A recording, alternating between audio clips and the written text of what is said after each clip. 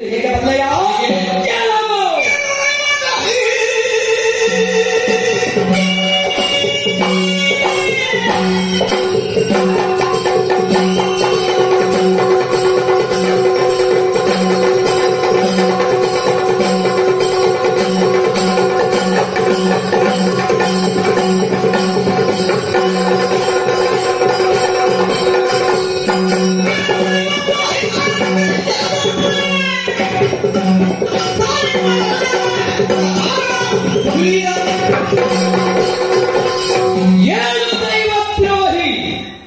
ಯಾವನೇ ಒಬ್ಬ ಗುರುವಾದರೂ ಆರಂಭಿಕ ಹಂತದಲ್ಲಿ ಉಪದೇಶಿಸುವುದು ಉತ್ಕೃಷ್ಟತ ಜಾಗೃತ ಪ್ರಾಪ್ತ್ಯವರಾನ್ನಿ ಬೋಧಕ ಎಂಬ ಹಾಗೆ ಏನು ಜಾಗೃತನಾಗೂ ಕರ್ತವ್ಯ ಪ್ರಜ್ಞೆಯನ್ನು ಬೆಳೆಸಿಕೋ ಎನ್ನುವುದೇ ಅದರ ಮೂಲ ಅರ್ಥ ಗೂಢಾರ್ಥ. ಅದನ್ನು ಅರ್ಥ ಮಾಡಿಕೊಳ್ಳದೆ ಲೋಕಹಿತಾತ್ಮವಾದ ಕೃತಿಯನ್ನು ಎಸಗುವ ಬದಲು ಲೋಕಮಾರಕವಾದ ಕ್ರತುವಿನಲ್ಲಿ ನಿಮ್ಮನ್ನು ನೀವು ತೊಡಗಿಸಿಕೊಂಡಿದ್ದಿ. ಇಲ್ಲಿ ನೀನು ಮಾಡುತ್ತಾ ಇರುವ ಈ ಪ್ರಕ್ರಿಯೆ ನಿನಗೆ ಪೂರಕವಾದರೂ ಸಾಧು ಸಜ್ಜನರಿಗೆ ಮಾರಕ ಎನ್ನುವುದನ್ನು ಚೆನ್ನಾಗಿ ಬಲ್ಲವನಿದ್ದೇನೆ. ಆದ್ದರಿಂದಲೇ ನೀನು ಗೂಢವಾಗಿರುವ ಈ ಸ್ಥಳವನ್ನು ಸೇರಿದ್ದಿ. ಕತ್ತು ಅರ್ಚನೆ ಮಾಡ್ತಾರೆ ಅಂತಾದ್ರೆ ಅದು ಬೆಡತು ಮಾಡಲಿಕ್ಕೆ ಅಂತಲೇ ಅರ್ಥ. ಲೋಕದ ಸಕಲರ ಸಂಪ್ರೀತಿಗೆ ಬೇಕಾಗಿ ನೀನು ಮಾಡುತ್ತಾ ಇರುವಂತಹ ಅರ್ಚನೆ ಇದಲ್ಲ. ಆದ್ದರಿಂದ ನೀನು ಕಳ್ಳರಂತೆ ಈ ಕತ್ತಲೆಯ ಕೋಣೆಯನ್ನು ಸೇರಿ ಮಾಡುತ್ತಾ ಇರುವ ಈ ಕೃತಿಯನ್ನು ಖಂಡಿಸುವುದಕ್ಕಾಗಿ ಬಂದಿದ್ದೇನೆ. ಮಾತ್ರವಲ್ಲ, ನಿನ್ನನ್ನು ದಂಡಿಸುವುದಕ್ಕೆ ಬಂದಿದ್ದೇನೆ. ಏಳು ಏಳು ನಾವು ವೀರರು.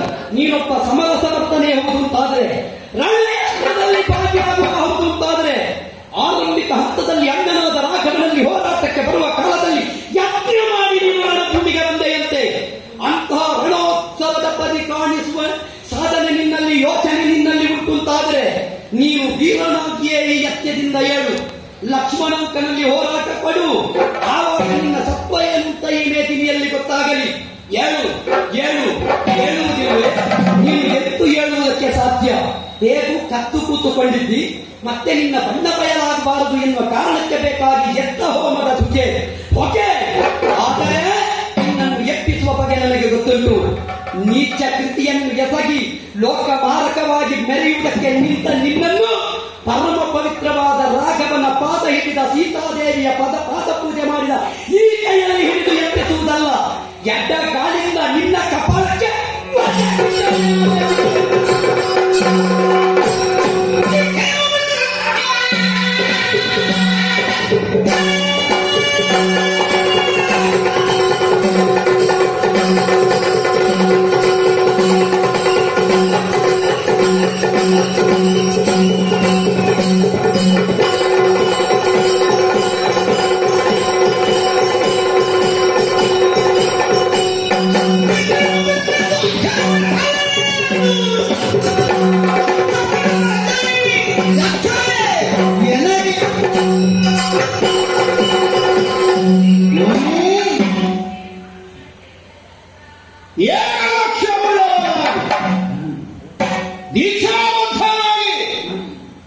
ಕೈಗೊಂಡಂತಹ ಕಾರ್ಯದ ಸಾಫಲ್ಯ ಸಿದ್ಧಿಯತ್ತವೇ ಗಮನವೊಂದಿರಿಸಿ ದೃಢ ಮನಸ್ಸನಾಗಿ ಕುಳಿತಿದ್ದರೆ ಯಾರೋ ಒಂದು ಎಬ್ಬಿಸಿದ ಅನುಭವ ನೋಡಿದರೆ ಪರಿಸರದ ಪ್ರಜ್ಞೆ ನಮ್ಮನ್ನು ಎಚ್ಚರಿಸುತ್ತದೆ.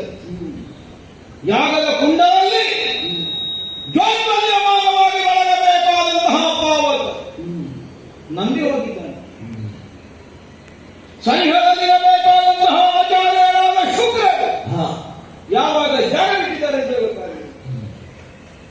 ಎಲ್ಲ ಅಯೋಮಯವಾದ ಸ್ಥಿತಿಯಾಕಾಯಿತವನ್ನು ಹಾಗೆ ಕಣ್ಣರಳಿಸಿ ನೋಡಿದರೆ ಓಹೋ, ವಿರೋಧಿಯ ಪ್ರವೇಶ ಆಗಿದೆ ಇಲ್ಲಿ. ಕಾರ್ಯಸಿದ್ಧಿಯನ್ನು ಕೈಗೊಳ್ಳುವಂತಹ ನಿರ್ಣಯದಿಂದ ಯಜ್ಞ ಭೂಮಿಯಿಂದ ನಾವು ನಿರ್ಣಯಿಸಿದಂತಹ ಈ ಲಂಕಾಪಟ್ಟಣದ ಮೂವನೆ ಕುಂಬಿಡ ಪ್ರದೇಶದಲ್ಲಿ ಕೈಗೊಂಡಂತಹ ಯಾಗದ ದೀಕ್ಷೆಯ ಮಧ್ಯದಲ್ಲಿ ಒಂದು ಪ್ರತಿಬಂಧಕ ಬರ್ತದೆ ಅಂತಾದರೆ ಇನ್ನೇಕರ ದೀಕ್ಷೆ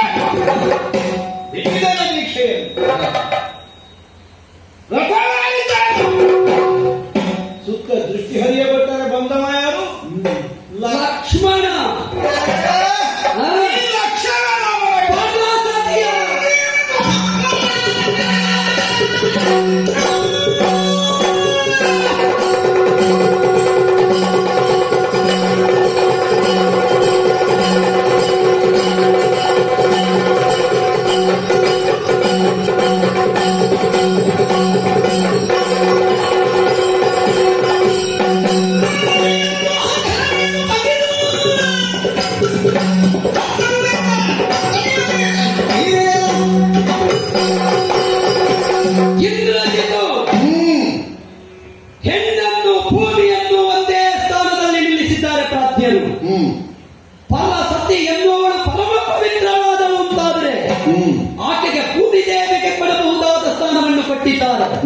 ಯತ್ರ ನಾರ್ಯಸ್ತು ಪೂಜ್ಯಂತೆ ರಮಂತೆ ತತ್ರ ದೇವತ.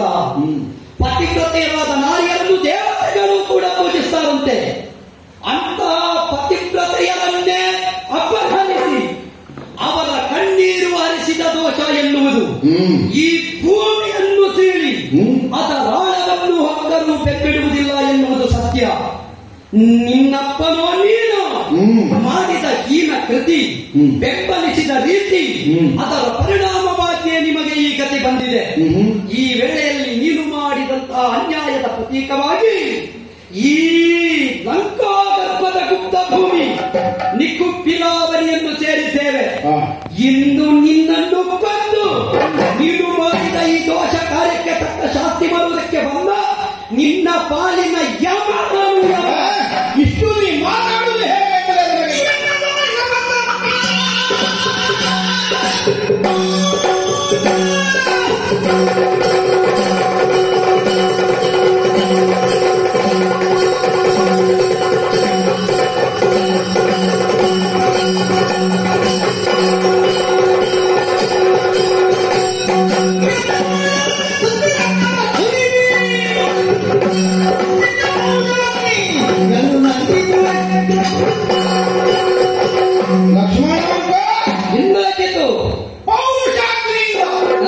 ಪ್ರಜ್ವಲಿಸುತ್ತಿದ್ದೇನೆ ಎನ್ನುವ ಭ್ರಮೆ ಬೇಡ ನಿಮಗೆ.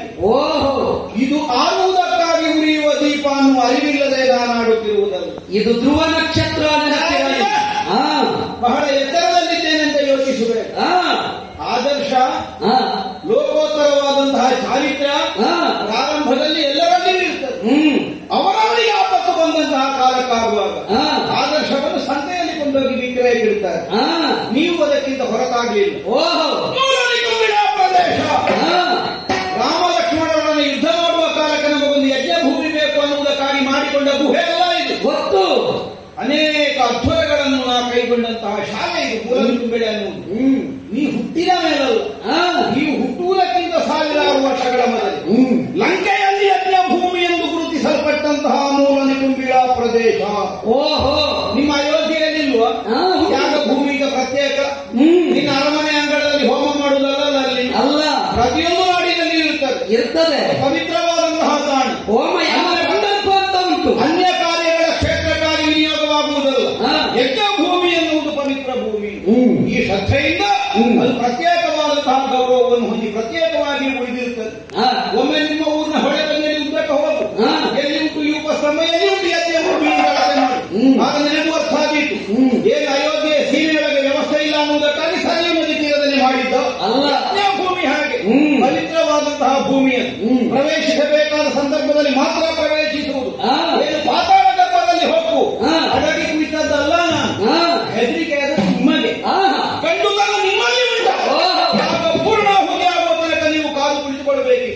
ದಂಶಗಳನ್ನು ಧರಿಸಿ ನಾನು ನಿರ್ಮಿಸಿದಂತಹ ರಕ್ಷಣೆಯನ್ನು ಭೇದಿಸಿ ಯಾಗ ಕಲಿಸುವ ಕರ್ತವ್ಯಕ್ಕಾಗಿ ಮುಂದೆ ಬರಬೇಕಾದದ್ದಲ್ಲ. 15 ವರ್ಷ ಪೂರ್ತಿಯಾಗುವುದಕ್ಕಿಂತ ಮೊದಲು ವಿಶ್ವಾಮಿತ್ರರನ್ನು ಅನುಸರಿಸಿಕೊಂಡು ಅರಣ್ಯವನ್ನು ಪ್ರವೇಶಿಸಿದಂತಹ ನಿನ್ನಣ್ಣನಾದ ರಾಮ ತಾಟಕಾವಧೆಯನ್ನು ಮಾಡಿ ಸುಭಾಷವನ್ನು ಕೊಂದ, ಮಾರೀಚನನ್ನು ಹಾರಿಸಿದ. ಕಾರಣ ಏನು ಕೇಳಿದೆ?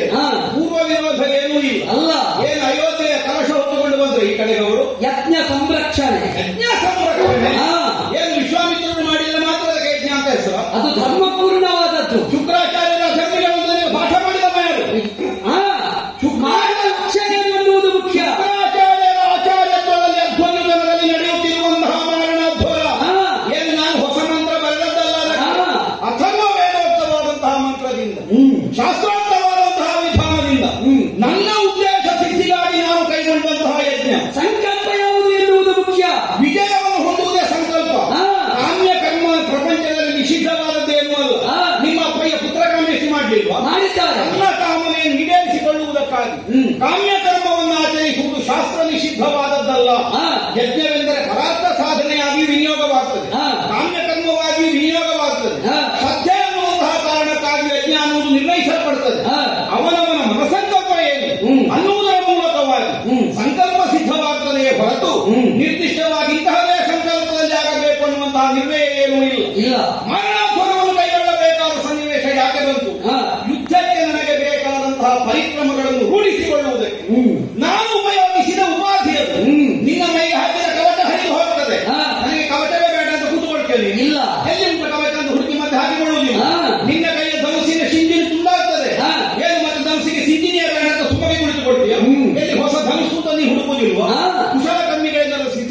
ಅದು ನೀನು ಮುಂದಾಗು. ಯುದ್ಧದಲ್ಲಿ ಪರಿಕರಗಳನ್ನು ಒದಗಿಸಿಕೊಳ್ಳುವುದು ಒಬ್ಬ ಯೋಧನಾದವನಿಗೆ ಕರ್ತವ್ಯ. ನಿಮ್ಮ ಮಾಡುವಂತಹ ಯುದ್ಧಕ್ಕೆ ಕಾರಣಾಧ್ವರದ ಪೂರ್ಣಾಹುತಿಯ ಮೂಲಕವಾಗಿ ಸಿದ್ಧವಾದ ಪುಣ್ಯ ಫಲದಿಂದ ಒದಗಿ ಬರುವ ವಿಶಿಷ್ಟವಾದಂತಹ ರಥವು, ವಿಶೇಷವಾದಂತಹ ಶರಾವಳಿಗಳು ಬೇಕು ಅನ್ನುವಂತಹ ನಿರ್ಣಯದಿಂದ ನಾ ತೊಡಗಿದೆ. ನೀವು ಗಂಡು ಮಕ್ಕಳು ಹೌದು, ಊರಲ್ಲಿ ಧರ್ಮಸ್ಥಾಪನೆ ಮಾಡಲಿಕ್ಕೆ ಬಂದವರು, ರಾಕ್ಷಸರ ಗರ್ಭಛೇದ ಮಾಡಲಿಕ್ಕೆ ಬಂದವರು, ಭೂಮಿಯಲ್ಲಿ ಧರ್ಮವನ್ನು ಸ್ಥಿರವಾಗಿ ಉಳಿಸುವವರು, ಹೇಳಿಕೊಳ್ಳುವ ಛಾತಿ ಉಂಟು ಅಂತಾರೆ. ಇದು ಮುಗಿಸಿದ ಮೇಲೆ ಆಗುತ್ತದೆ ಅಂತ ಬರಬೇಕು. ಅದು ಗಂಡು ಮಗ ಅಂತ ಒಪ್ಪುತ್ತೀನಿ. ಅದಕ್ಕಿಂತ ಮೊದಲು ನೀನಿಲ್ಲಿ ಒಳ ಪ್ರವೇಶಿಸಿದೆ. ಯಾಕೆ ಪ್ರವೇಶಿಸಿದೆ? ನೀನು ಕಾರಣ ಅಲ್ಲ. ಅದಕ್ಕಲ್ಲ, ಮಾರಣಾಧ್ವರದ ಪೂರ್ಣಾಹುತಿಯನ್ನು ನಾನು ಪೂರ್ಣವಾಗಿಸಿದೆ ಎಂದಾದರೆ ಅದರಿಂದ ನನಗೆ ಒದಗಬಹುದಾದಂತಹ ಪ್ರಾಪ್ತಿ ಏನು ಅನ್ನುವುದರ ಕುರಿತು ಸರಿಯಾದ ತಿಳುವಳಿಕೆ ಇದ್ದ ಮಾಮ ವಿಭೀಷಣ ನಿನ್ನ ಪಕ್ಷದಲ್ಲಿದ್ದವ, ನಿನ್ನ ಚಿಕ್ಕಪ್ಪ ಅವ ಕಿವಿಯುವುದಿರಬೇಕು. ಪೂರ್ಣವಾಗುವುದಕ್ಕೆ ಬಿಡಬೇಡ. ಪೂರ್ಣವಾದ ಅಜಯನಾಗ್ತಾನೆ, ಅವನನ್ನು ಗೆಲ್ಲುವವರಿಲ್ಲ. ದೊಡ್ಡ ದೊಡ್ಡ ಹಣೆಬರಹವನ್ನು ಹೊತ್ತುಕೊಂಡು ಬಂದಿದ್ದಿ, ಋಷಿಮುನಿಗಳಿಗೆಲ್ಲ ಅಲ್ಲಿ ಮಾತು ಕೊಟ್ಟಿದ್ದಿ. ರಾಕ್ಷಸರ ವಧೆ ಮಾಡ್ತೇವೆ. ರಾಕ್ಷಸರ ವಧೆ ಅಂದ್ರೆ ಕಾಮ್ಯ ಸಿದ್ಧಿಯನ್ನು ಮಾಡಿಕೊಳ್ಳದೆ ರಾಕ್ಷಸರು ಅಂತ ಅದಕ್ಕೆ ವಿಶೇಷವಾದ ಅರ್ಥ ಏನೂ ಇಲ್ವಲ್ಲ. ತಮ್ಮ ಬಲ ವೃದ್ಧಿಗಾಗಿ ಯಾವ ಸಾಧನೆಯನ್ನಾದರೂ ಮಾಡುವ ರಾಕ್ಷಸರನ್ನು ಕೊಲ್ಲುವುದಕ್ಕೆ ನೀವು ಸಮರ್ಥರಾಗಬೇಕೋ ಬೇಡ. ನಿನ್ನ ಎದೆ ಇನ್ನೇ ಉಂಟು ನೋಡಿದ ಆ ಛಾತಿ ಎನ್ನ ತೋರಿಸಬಂದ ಕುನ್ನಿ ಈ ವಿಭೀಷಣ ಸ್ವರೂಪ ಜ್ಞಾನ ವಿಹೀನಾದಮ. ಅವ ತೋರಿಸಿದ ದಾರಿ ಹಿಡಿದು ಬಂದು ಯಜ್ಞ ಸಂರಕ್ಷಣೆಗಾಗಿ ರಾಕ್ಷಸರ ವಧೆ ಅನ್ನುವುದಕ್ಕೆ ತೊಡಗಿದ ನಿಮ್ಮ ಜೀವನ ಇವತ್ತಿಗೆ ಬದಲಾಯಿತಲ್ಲ. ಒಬ್ಬ ರಾಕ್ಷಸ ಯಜ್ಞ ಮಾಡುವ ಕಾಲಕ್ಕೆ ಯಜ್ಞ ಹಾಳು ಮಾಡಿದ ಯಜ್ಞ ಸಂರಕ್ಷಣೆ ಅಂತ ಹೆಸರು. ದೈವದ್ರೋಹದ ಕೆಲಸ ಮಾಡಿದವ ನೀನು. ನನ್ನನ್ನು ಆಕ್ಷೇಪಿಸಿ ದೈವದ್ರೋಹಿ ಅನ್ನುವ ಹಾಗೆ ನಿನ್ನ ಅನುಕಂಪವನ್ನು ದಾಕ್ಷಿಣ್ಯವನ್ನು ಬಯಸಿದ್ದೇನೆ ಅಂತ ಅದರ ಅರ್ಥ ಅಲ್ಲ. ಹೆಗ್ಗಳಿಕೆ ಆಡುವಲ್ಲಿ ಅದು ವಿವೇಕ ಬೇಕು ಅಂತ ನನಗೆ ಎಚ್ಚರಿಸಿತು. ಮಾಡುವುದು ಯಜ್ಞಭಂಗದ ಕೆಲಸವಾದರೆ ಮತ್ತೆ ನಮ್ಮನ್ನು ದೈವದ್ರೋಹಿ ಅಂತ ಹೇಳಬೇಡ. ದೈವದ್ರೋಹಿ ನನ್ನನ್ನು ತೋರಿಸಿದ ಈ ಪುಣ್ಯ ರಕ್ತವನ್ನು ಸುರಿಸಿ ನಿನ್ನ ಪೌರುಷಾಗ್ನಿಯನ್ನು ನಂದಿಸುವೆ.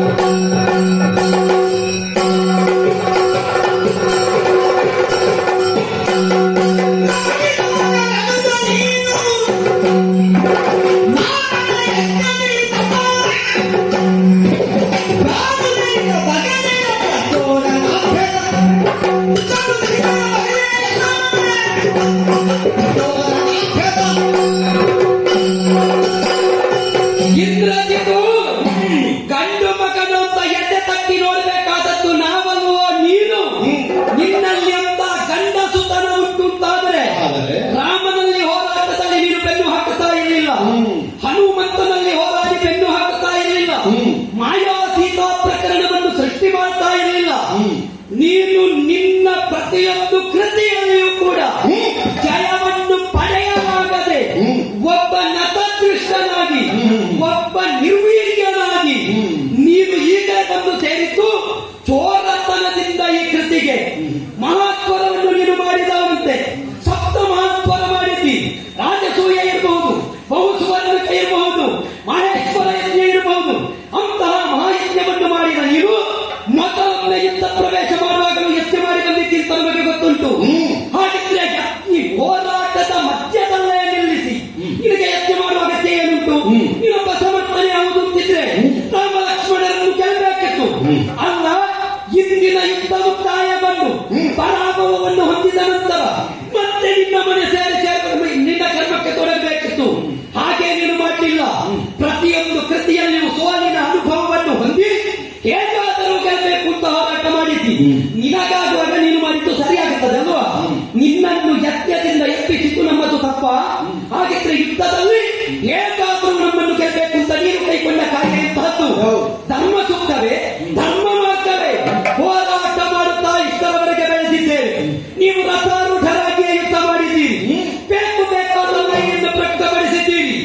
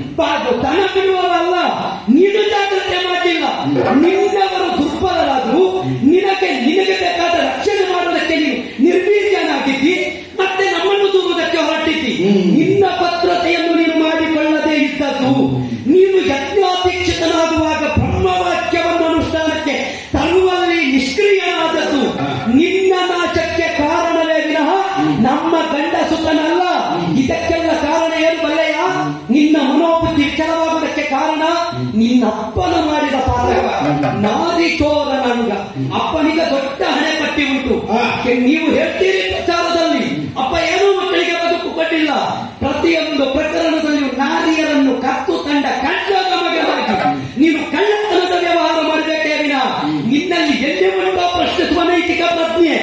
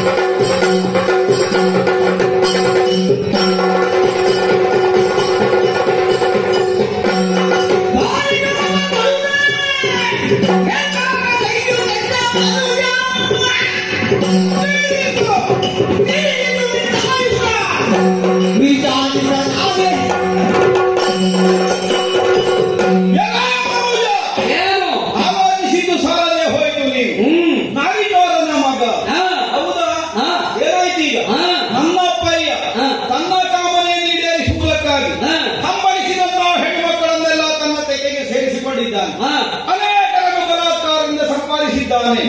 ಅಳುತ್ತಿರುವ ಕಣ್ಣೀರಿಸುತ್ತಿರುವ ಹೆಣ್ಣೆಂದೂ ದಾಕ್ಷಿಣ್ಯವನ್ನು ತೋರಿಸದೆ ಅಪಹರಿಸಿದಂದು ಅನುಭವಿಸುವಂತಹ ತನ್ನ ಛಾತಿಯನ್ನು ಮೆರೆಸಿದನು. ಅದು ದಾಕ್ಷಿಣ್ಯ ತಪ್ಪಲ್ಲ, ಮಾಡಬಹುದು. ಯಾಕೆ? ಆಸುರಿ ವೃತ್ತಿ ಅಂತ ಹೆಸರು. ಏನು ಮದುವೆ ಆಗಲಿಲ್ಲ ಅವನಿಗೆ? ಆಸುರಿ ವೃತ್ತಿಯ ಮೂಲಕವಾಗಿ ಹೆಣ್ಣನ್ನು ಸಂಪಾದಿಸಿಕೊಂಡು ಬಂದರೆ ಅದನ್ನು ಆಕ್ಷೇಪಿಸುವುದಕ್ಕಿಲ್ಲ. ದನ ತಿನ್ನುವುದು ಹುಲಿಯ ಕೆಲಸ.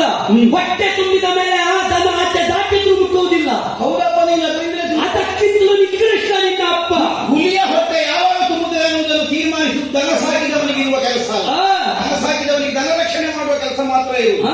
ನನ್ನ ಅಪ್ಪನಲ್ಲೊಂದು ಆ ಹುಲಿಯ ಹೊಟ್ಟೆ ಸ್ವಲ್ಪ ದೊಡ್ಡದು. ಅದು ಸಾಮಾನ್ಯದ ದನ ತಿಂದ್ರಲ್ಲ ಹೊಟ್ಟೆ ತುಂಬುವುದಿಲ್ಲ. ಆದ್ದರಿಂದಲೇ ಮತ್ತೆ ಮತ್ತೆ ಮತ್ತೆ ಮತ್ತೆ ತಿನ್ನುವುದಕ್ಕಾಗಿ ಮುಂದೆ ಹೋಗಿ ಅದನ್ನು ಆಕ್ಷೇಪಿಸುವುದಕ್ಕಿಲ್ಲ. ಆದರೆ ನಿನ್ನ ಹಿರಿಯರ ಏನು ಅನ್ನುವುದನ್ನು ನೀ ಗ್ರಹಿಸದೆ ಹೋದ. ಏನು ಈಗ ನನ್ನನ್ನೊಬ್ಬ ಹೆಣ್ಣು ಕಳ್ಳನ ಮಗ ಅಂತ ನೀ ಹೇಳಬೇಕು ಅಂತಾದ್ರೆ ನಿನ್ನಪ್ಪನ ಯೋಗ್ಯತೆಯನ್ನು ಮೊದಲು ನಿನ್ನ ಲೆಕ್ಕ ಹಾಕಬೇಕು. ಎಲ್ಲಿ ತಪ್ಪಿದ? ಜೀವಗಳ್ಳನ ಮಗನೇ ಎಲ್ಲಿ ತನ್ನ ಪ್ರಾಣವನ್ನು ಉಳಿಸಿಕೊಳ್ಳಿಕ್ಕೆ ಬೇಕಾಗಿ ಪರಶುರಾಮ ಬರುವ ಕಾಲಕ್ಕೆಲ್ಲ ತಲೆಯ ಮೇಲೆ ಬಾಸಿಂಗ ಕಟ್ಟಿ ತಾನು ಮದಮಗನಿದ್ದೇನೆ ಅಂತ ಕಾಣಿಸಿಕೊಂಡು ಜೀವ ಉಳಿಸಿಕೊಂಡನಂತೆ. ಕ್ಷತ್ರಿಯ ಸಂಹಾರಕ್ಕಾಗಿ ಕೈಯಲ್ಲಿ ಪರಶುವನ್ನು ಧರಿಸಿ ಭೂಮಂಡಲವನ್ನು ಪರಶುರಾಮ ಚಲಿಸುವಂತಹ ಕಾಲದಲ್ಲಿ ಒಂದು ನಿಯಮವನ್ನು ಅಳವಡಿಸಿಕೊಂಡನಂತೆ. ಯಾರು ಈ ಪ್ರಪಂಚದಲ್ಲಿ ನೂತನ ವರರಾಗಿದ್ದಾರೆ ಅಂತವರ ತಲೆ ಕಡಿಯುವುದಿಲ್ಲ. ಯಾರು ಯಾರ ದೀಕ್ಷಾಬದ್ಧರಾಗಿ ಕುಳಿತಿದ್ದಾರೆ ಅಂತವರ ತಲೆ ಕಡಿಯುವುದಿಲ್ಲ. ನೀ ಯೋಚನೆ ಮಾಡು.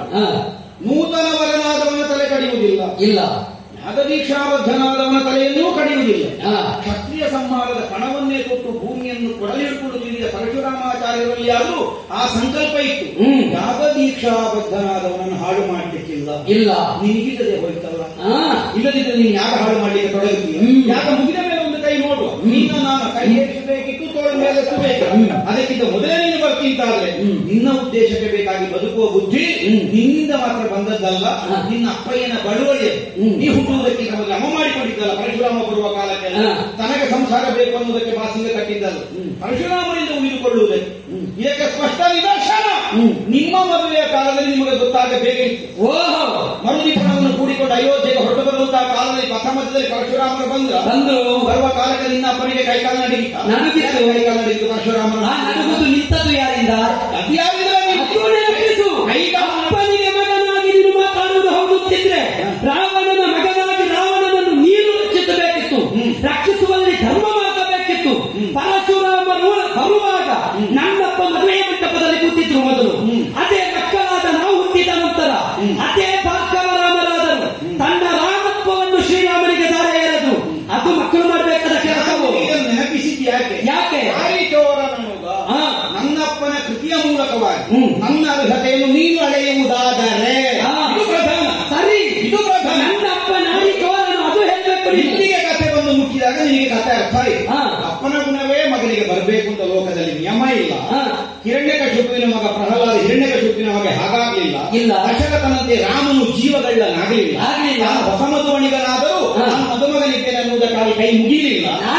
ಅಪ್ಪನಿಗಿಂತ ಮಗನ ಗುಣ ಭಿನ್ನವಾಗಿರ್ತದೆ. ಇದನ್ನೇ ನೀನು ಒಪ್ಪುವುದು ನಿನಗೆ ಅರ್ಥ ಮಾಡಿಕೊಳ್ಳಿಕ್ಕೆ ಮಾತ್ರ ಈ ಕಥೆ. ನಾನು ಅದನ್ನೇ ಮುಂದುವರಿಸಿ ಹೇಳ್ತೇನೆ. ಅಪ್ಪನಂತೆ ಮಗ ಆಗಬಾರದು ಎನ್ನುವ ಭಾವನೆ ನಿನಗೆ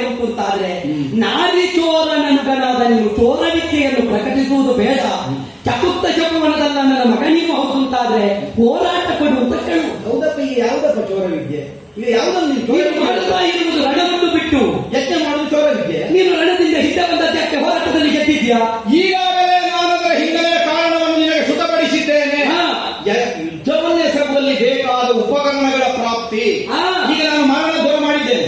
ಮಾರಣ ಧ್ವರ ಮೂಲಕ ನನ್ನ ಸಂಕಲ್ಪ ಎಂತದ್ದು? ಲಕ್ಷ್ಮಣನ ಕಾಲು ಮುರಿದು ಹೋಗಲಿ, ರಾಮನ ಕಣ್ಣು ಹೋಗಲಿ, ಹನುಮಂತನ ಎದೆ ಹೊಡಿ ನಿಂತಲ್ಲ. ಅದರಿಂದ ನನಗೆ ಸಿಕ್ಕಿದಂತಹ ಸಾಧನೆಗಳೇನು? ಅದರ ಮೂಲಕ ಗಂಡು ಮಗನಾಗಿ ನಿಮ್ಮ ಹತ್ರ ಹೋರಾಟವೇ ಮಾಡುವುದು. ಅದರಿಂದ ಉಪಕರಣವನ್ನು ಪಡೆಯುವುದು ಮಾತ್ರ. ನಿಮ್ಮನ್ನು ಗೆಲ್ಲುವುದಕ್ಕೆ ನಾ ಬಳಸುವ ಉಪಾಧಿ ಯುದ್ಧವೇ. ನಿಮ್ಮನ್ನು ಗೆಲ್ಲುವುದಕ್ಕೆ ಮಾರಣಾಧ್ವರ ಅಲ್ಲ. ನಮ್ಮಲ್ಲಿ ಹೋರಾಡುವುದಕ್ಕೆ ಬೇಕಾದ ಉಪಕರಣಗಳ ಸಿದ್ಧಿಗಾಗಿ ಮಾತ್ರ ಮಾರಣಾಧ್ವರ. ಅದಕ್ಕೆ ನೀನು ಯಾವ ಒಬ್ಬ ಶಕ್ತಿಯ ಮೂಲಕ ಒಂದು ಬಿಲ್ಲು ಮಾಡಿಸಿಕೊಡು, 4 ಬಾಣ ಮಾಡಿಸಿಕೊಳ್ತೀನಿ. ಅದಕ್ಕೆ ಅರ್ಥ ಏನು? ನಿಮಗೆ ಮುಖಾಮುಖಿಯಾಗಿ ಹೋರಾಡಲಿಕ್ಕೆ ಕಾರಣ ಸಾಧನೆ ಈ ಶಕ್ತಿಯಲ್ಲಿ ಬಿಲ್ಲು ಮಾಡಿಸಬಹುದೇ ಹೇಳ್ಬೋದಲ್ಲ? ಮಾಡಿಸುವುದು ಕ್ರಮ ಅದು. ಎಲ್ಲಿಂದ ನಾವು ಹೊಂದುತ್ತೇವೆ? ಒಂದು ರಥವನ್ನು ನಾವು ಕಳಕೊಂಡಿದ್ದೆ ಆಗಿನ ಯುದ್ಧದಲ್ಲಿ. ಅದು ಒಬ್ಬ ಶಿಲ್ಪಿ ಮಾಡಿದ ರಥ ಅಲ್ಲ. ಇಂದಿನ ದಿನ ಯುದ್ಧಕ್ಕೆ ನಾವು ಪ್ರಾರಂಭಿಸುವುದಕ್ಕಿಂತ ಮುನ್ನ ಯಜ್ಞೇಶ್ವರನನ್ನು ಆರಾಧಿಸಿ ಕಪ್ಪು ಮೇಕೆಯ ಬಲಿ ಕೊಟ್ಟು ಪ್ರಸನ್ನವಾದ ಅಗ್ನಿದೇವರಿಂದ ಪ್ರದತ್ತವಾದಂತಹ ವಿಶಿಷ್ಟವಾದ ಅಂತರ್ಧಾನ ಶಕ್ತಿಯನ್ನು ಹೊಂದಿದ ದಿವ್ಯ ರಥ. ಇದರಿಂದ ಆಕಾಶ ಮಾರ್ಗದಲ್ಲಿ ರಥ ಹೋಗುವುದಿಲ್ಲ. ಹೋಗಬೇಕು ಅಂತಾದ್ರೆ ಅಂತರ್ಧಾನ ಶಕ್ತಿಯನ್ನು ಹೊಂದಿರಬೇಕು.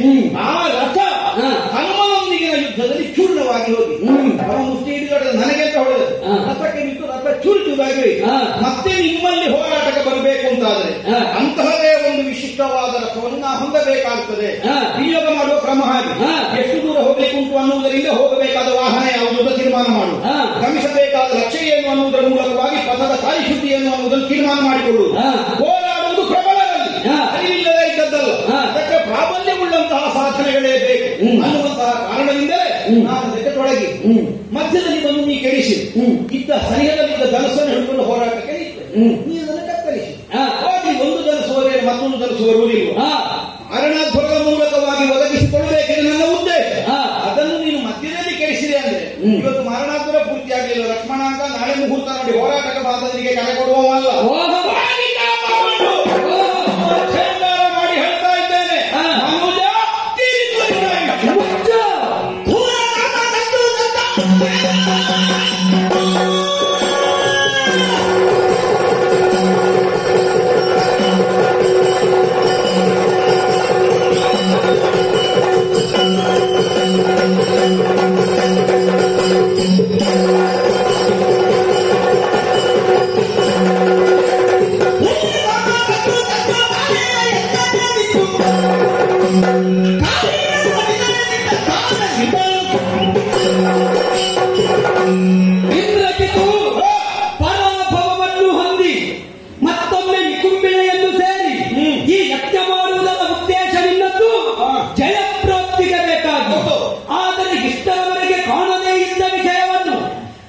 ಪ್ರಾಪ್ತಿಸಿಕೊಳ್ಳುತ್ತೇನೆ ಎನ್ನುವಂತಹ ನಿನ್ನ ಸಂಕಲ್ಪ ಏನುಂಟು ಅದು ಭಗ್ನವಾಗಿದೆ. ಇಲ್ಲಿ ನಿನ್ನಲ್ಲಿರುವ ಉದ್ದೇಶ ಏನು? ಬದುಕಬೇಕು, ಬಾಳಬೇಕು, ಅಪ್ಪನ ವಯಸ್ಸನ್ನು ಉಳಿಸಬೇಕು, ಇನ್ನು ಭವಿಷ್ಯದಲ್ಲಿ ಸಾಮ್ರಾಜ್ಯದಲ್ಲಿ ಬೆಳೆಯಬೇಕು. ಈ ರಾಮ ಲಕ್ಷ್ಮಣರು ಇನ್ನೊಬ್ಬರ ಬದುಕು ತೆಗೆಯುವುದಕ್ಕೆ ಇರುವವರಲ್ಲೋ, ಇನ್ನೊಬ್ಬರಿಗೆ ಬದುಕು ಕೊಡುವುದಕ್ಕೆ ಇರುವವರು. ಬದುಕುವ ಹಾಗೆ ಬದುಕಬೇಕು. ಅದನ್ನೇ ನಾನು ಆಡಿದ್ದು. ಯಜ್ಞದಲ್ಲಿ ಸಂಕಲ್ಪ ಪ್ರಧಾನ ಬೇಕು ಅಂತ. ನಿನ್ನ ಸಂಕಲ್ಪ ಸಜ್ಜನರಾದ ಧರ್ಮನಿಷ್ಠರಾದ ಈ ರಾಮಲಕ್ಷ್ಮಣರನ್ನು ಗೆಲ್ಲಬೇಕು ಅಂತ. ನಮ್ಮ ಸಂಕಲ್ಪ ದುಷ್ಟರಾದ ದುರ್ಜನರಾದ ಕಳಮೃಗದ ದಮನವಾಗಬೇಕು ಅಂತ. ಈ ಸಂಕಲ್ಪ ಮಾಡಿ ಬಂದಿದ್ದೇನೆ. ಅಂಗದನ ಸಂಧಾನ ಪ್ರಕ್ರಿಯೆಯನ್ನು ನಿನಗೆ ಅರ್ಥವಾಗಿದ್ದಿರಬಹುದು. ನಾವು ಇನ್ನೊಬ್ಬರ ಜೀವ ತೆಗೆಯುವುದಕ್ಕಿರುವವರಲ್ಲ, ಜೀವ ಕೊಡುವುದಕ್ಕಿರುವವರು, ಜೀವ ಉಳಿಸುವುದಕ್ಕಿರುವವರು. ಇಂತಹ ಪ್ರಕರಣಗಳದೆಷ್ಟೋ ನಡೆದು ಹೋಗಿವೆ. ಈಗಲೂ ನಿನಗೆ ಎಚ್ಚರಿಕೆ ಕೊಡ್ತೇನೆ. ನಿನಗೆ ಬದುಕು ಬೇಕು ಅಂತಿದ್ರೆ ಈ ರೀತಿಯಾಗಿ ವಾಮಕರ್ಮವನ್ನೆಸಗಿ ನೀನು ಬದುಕು ಸ್ಥಾಪಿಸುವುದು ಬೇಡ. ನಿನಗೂ ಬದುಕು ಕೊಡುವುದಕ್ಕೆ ನಾವು ಬದ್ಧರು. ಇನ್ನೊಬ್ಬನ ಉತ್ಕರ್ಷೆಯ ಹಿಂದೆ ಯಾವತ್ತೂ ನಮಗೆ ಯಾವತ್ತೂ ದ್ವೇಷ ಇಲ್ಲ, ಯಾವತ್ತೂ ಭೇದ ಇಲ್ಲ, ಯಾವತ್ತೂ ವೈಷಮ್ಯ ಇಲ್ಲ.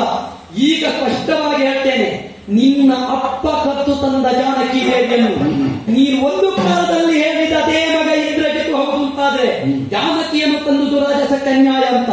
ಆ ಜಾನಕಿಯ ಸಮೇತವಾಗಿ ಎನ್ನಣ್ಣನ ಪಾದಕ್ಕೆ ಒಪ್ಪಿತು. ಆವಾಗ ಇಂದ್ರಜಿತ್ತು ಅಪ್ಪ ಅಪ್ಪ ಮಗನ ಆಳ್ವಿಕೆ ಮತ್ತೆ ಲಂಕೆಯಲ್ಲಿ ಬರುವ ಹಾಗೆ ನಾವು ಮಾಡ್ತೇವೆ. ಅದು ಬಿಟ್ಟು ಅಲೆದು ಬಂದ್ರೆ ಅಪ್ಪ ಮಗನ ತಲೆ ಹೋಯಿತು. ಕಾಲಿಗೆ ಬೀಳುವ ಅಭ್ಯಾಸವೇ ಇಲ್ಲದೆ ಇದ್ದವರು ನಾವಲ್ಲ. ಯಾರ ಕಾಲು ಅನ್ನುವುದನ್ನು ನೋಡಿ ವಿವೇಕದಿಂದ ವರ್ತಿಸುವಂತಹ ಮತ್ತೆ ನಮ್ಮಲ್ಲಿ ಏನು ಹೆತ್ತಮ್ಮನ ಕಾಲಿಗೆ ನಮ್ಮ ಅಪ್ಪ ತಲೆಬಾಗುವುದಿಲ್ಲ. ಅನುಗ್ರಹಿಸುವಂತಹ ಪರಮೇಶ್ವರ ದೇವರ ಅನುಗ್ರಹಕ್ಕಾಗಿ ಕೈ ಚಾಚಲಿಲ್ಲ.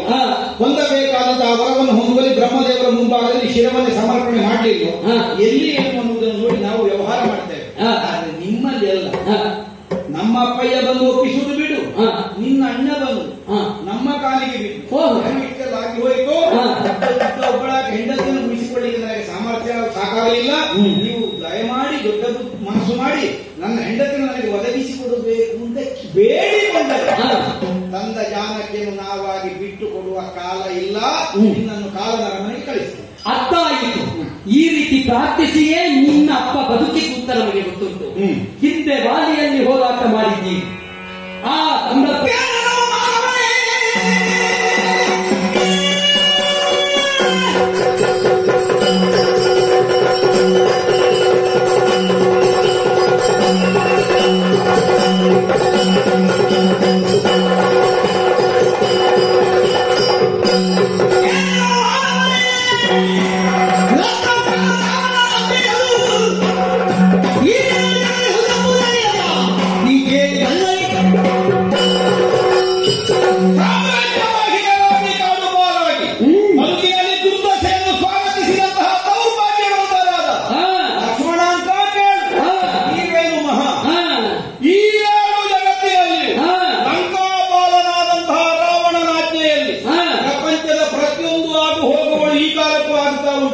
ನಾವು ಕರೆದರೆ ಬ್ರಹ್ಮದೇವರು ಪಂಚಾಂಗ ಬಿಡಿಸಿಕೊಂಡು ನಮ್ಮ ಮುಂಭಾಗಕ್ಕೆ ಬರ್ತಾರೆ. ನಾವು ಹಂಬಲಿಸಿ ಕೈ ನೀಡಿದರೆ ಸಾಕು ಪರಮೇಶ್ವರ ದೇವರು ಸಾಕ್ಷಾತ್ ತೀರ್ಥ ಪ್ರಸಾದ ಕೊಡುವುದಕ್ಕೆ ಪ್ರತ್ಯಕ್ಷರಾಗ್ತಾರೆ. ಇಷ್ಟು ವರ್ಚಸ್ಸನ್ನು ಹೊಂದಿ ದೇವತೆಗಳು ನಮ್ಮ ಅಡಿಯಾಳುಗಳಾಗುವ ಹಾಗೆ ನಮ್ಮ ಆಸ್ಥಾನದಲ್ಲಿ ನಿತ್ಯ ವೃತ್ತಿಯರಂತೆ ಕರ್ತವ್ಯವನ್ನು ನಿರ್ವಹಿಸಬೇಕಾದ ಒತ್ತಾಸೆಯನ್ನು ಅವರಿಗೆ ತಂದೊಡ್ಡಿದ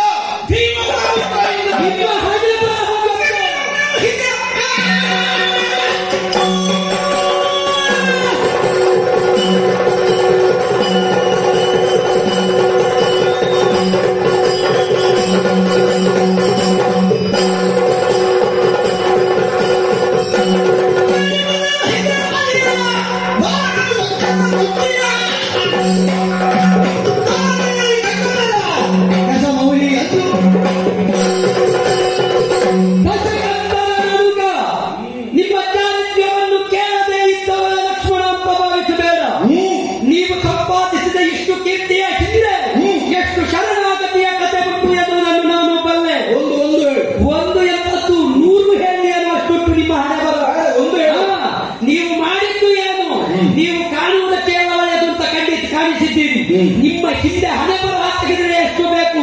ಚಕ್ರಿ ಆದಿಯಿಂದ ಹಿಡಿದರು ನಿಮ್ಮ ಬದುಕು ಹಾಗೆ. ರಾಕ್ಷಸ ವಂಶದಲ್ಲಿ ಹುಟ್ಟಿದ್ರು ಇನ್ನೊಬ್ಬ ಋಷಿಯ ಕಾಲು ಹಿಡಿದು ಗರ್ಭ ಬದ್ದೆದು ಈ ಪ್ರಪಂಚದಲ್ಲಿ ನಿಮ್ಮ ಕುಲ ಬೆಳೆದಿದೆ ಎನ್ನುವುದನ್ನು ನಾನು ಬಲ್ಲೆ. ನಿನ್ನ ಅಪ್ಪನ ಕತೆಗೆ ಬರೋಣ. ವಾಣಿಯಲ್ಲಿ ಹೋರಾಟ ಮಾಡಿದನು ನಿನ್ನಪ್ಪ. ಸೋತ ಕಾಲದಲ್ಲಿ ಅವನನ್ನು ಕಟ್ಟಿಕೊಂಡು ಹೋಗಿ ಅಂಗದ ತೊಟ್ಟಿಗೆ ಕಟ್ಟಿದಂತೆ. ಆವಾಗ ನೀನಿರ್ಲಿಲ್ವೋ? ನೀನು ಹೋಗಿದ್ಯೋ ಬಿಡಿಸಲಿಕ್ಕೆ? ಯಾಕೆ ಹೋಗಲಿಲ್ಲ? ಪ್ರಬಲದ ಬರಲಿಕ್ಕೆ ಬಳಿಗೆ ನಿನ್ನನ್ನು ಕಳಿಸುವುದಿಲ್ಲ ನಿನ್ನಪ್ಪ. ನಿನ್ನ ಅಜ್ಜ ಹೋಗಬೇಕಾಯಿತು. ಪೌಲಸ್ತ್ಯ ಬ್ರಹ್ಮರು ಹೋಗಿ ಅವರಿಗೆ ನಮಸ್ಕಾರ ಮಾಡಿ ಅಲ್ಲಿಂದ ಬಿಡಿಸಿಕೊಂಡು ಬಂದರು. ಕಾರ್ತವೀರ್ಯನ ಪ್ರಕರಣವನ್ನು ತೆಗೆದುಕೋ. ಕಾರ್ತವೀರ್ಯನಲ್ಲಿ ಹೋರಾಟ ಮಾಡಿ ಬಂಧಿತನಾದ ನಿನ್ನಪ್ಪ ಅವನನ್ನು ಬಿಡಿಸಿಕೊಂಡು ನಿನ್ನ ಅಜ್ಜನೇ ಬಂದರು. ಬಲಿಯಲ್ಲಿ ಹೋದ. ಅಲ್ಲಿಯೂ ಆ ಹೆಣ್ಣು ಮಕ್ಕಳ ಜೊತೆಯಲ್ಲಿ ಚೆಂಡಾಟಾಡಿದನಂತೆ ಬಲಿ. ಅಂತ ಒಬ್ಬ ದಶಕಂದರನ ಕಥಾನಕವನ್ನು ಕೇಳದೆ ಇದ್ದವರಲ್ಲ. ನೀವು ಯಾರ್ಯಾರ ಕಾಲಿಗೆ ಬಿದ್ದೇ ಪ್ರಶಸ್ತಿ ಪಡೆದರು. ಸೂರನವ ಕುಚಂಗಮ ಚತುರ್ಥ ಶಪುವನದಲ್ಲ.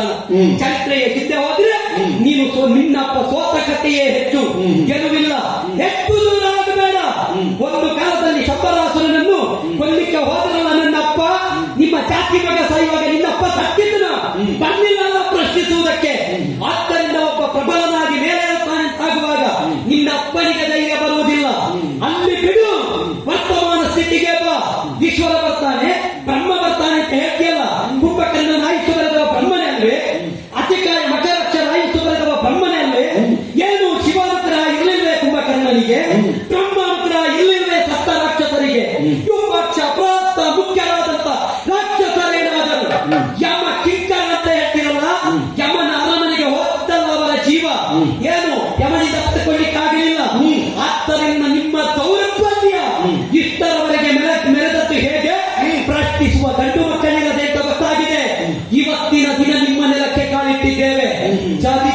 ಬದಲಿಸುವುದಕ್ಕೆ ಬಂದವರು ರಾಮ ಲಕ್ಷ್ಮಣ.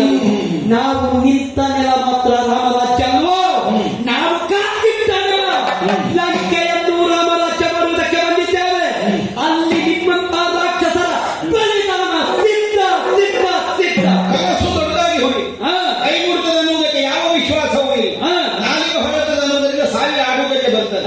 ಚತುರ್ದಶ ಭುವನದಲ್ಲನತ್ವ ಅನ್ನುವುದು ವರ್ತಮಾನ ಕಾಲದಲ್ಲಿ ಊರ್ಜಿತರಲ್ಲಿಯೂ ದಶಕಂಠನಲ್ಲಿ ಅಲ್ಲ ಅಂದ್ರೆ ನೀ ಹೇಳಿದ ಮಾತ್ರ ಒಪ್ಪುವುದಿಲ್ಲ. ಇವತ್ತಿಗೂ ದೇವತೆಗಳು ಕೈ ಸೇರಿ ಆಳುಗಳೇ. ದೇವತೆಗಳಿಗೆ ಸಹಾಯ ಮಾಡುವ ಬುದ್ಧಿಯುಳ್ಳ ಸೂರ್ಯವಂಶದ ಮರದಲ್ಲಿ ಹುಟ್ಟಿದ ಮಕ್ಕಳು ನೀವು ಹೌದು ಅಂತಾದ್ರೆ ಯಾಕೆ ಕೈ ಬಿಡಿಸುವುದಕ್ಕೆ ನಿಮ್ಮಿಂದ ಸಾಧ್ಯ ಆಗಲಿಲ್ಲ? ಚಂಬರವಧ ಪ್ರಕರಣದಲ್ಲಿ ಪ್ರಶ್ನಿಸಲಿಕ್ಕೆ ಯಾಕೆ ದಶಕಂಠ ಹೋಗಲಿಲ್ಲ? ಚಂಬರವಧೆ ಎಂದದ್ದ. ಅದಕ್ಕಿಂತ ಮೊದಲೇ ಅನರಣ್ಯನನ್ನೇ ನಮ್ಮಪ್ಪಯ್ಯ ಯುದ್ಧದಲ್ಲಿ ಮಡುಗಿ ಅಯೋಧ್ಯೆಯ ಮೇಲೂ ತನ್ನ ಸಾರ್ವಭೌಮತನ್ನು ಸ್ಥಾಪಿಸಿ ಯಾವತ್ತೂ ಹಾಗೆ ಆಗಿದೆ. ಚಂಬರವಧ ಪ್ರಕರಣದಲ್ಲಿ ಕೇಳಲಿಕ್ಕೆ ಬಾರದೆ ಉಳಿದದ್ದು ನಮ್ಮಪ್ಪಯ್ಯ ಸೂರ್ಯವಂಶದ ಕುರಿತಾಗಿ ಹೊಂದಿದ ಔದಾರ್ಯದ ಕಾರಣದಿಂದ ಮಾತ್ರ ಬದುಕಿಕೊಳ್ಳಲಾಗಿ. ಈಚೆಗಪ್ಪಯ್ಯ ಸ್ವಲ್ಪ ಕಡಿಮೆ ಮಾಡಿದೆ, ಗೊತ್ತಾಗಿದೆ. ಅವನಲ್ಲಿ ಬಂದು ಮುಟ್ಟಿದೆ.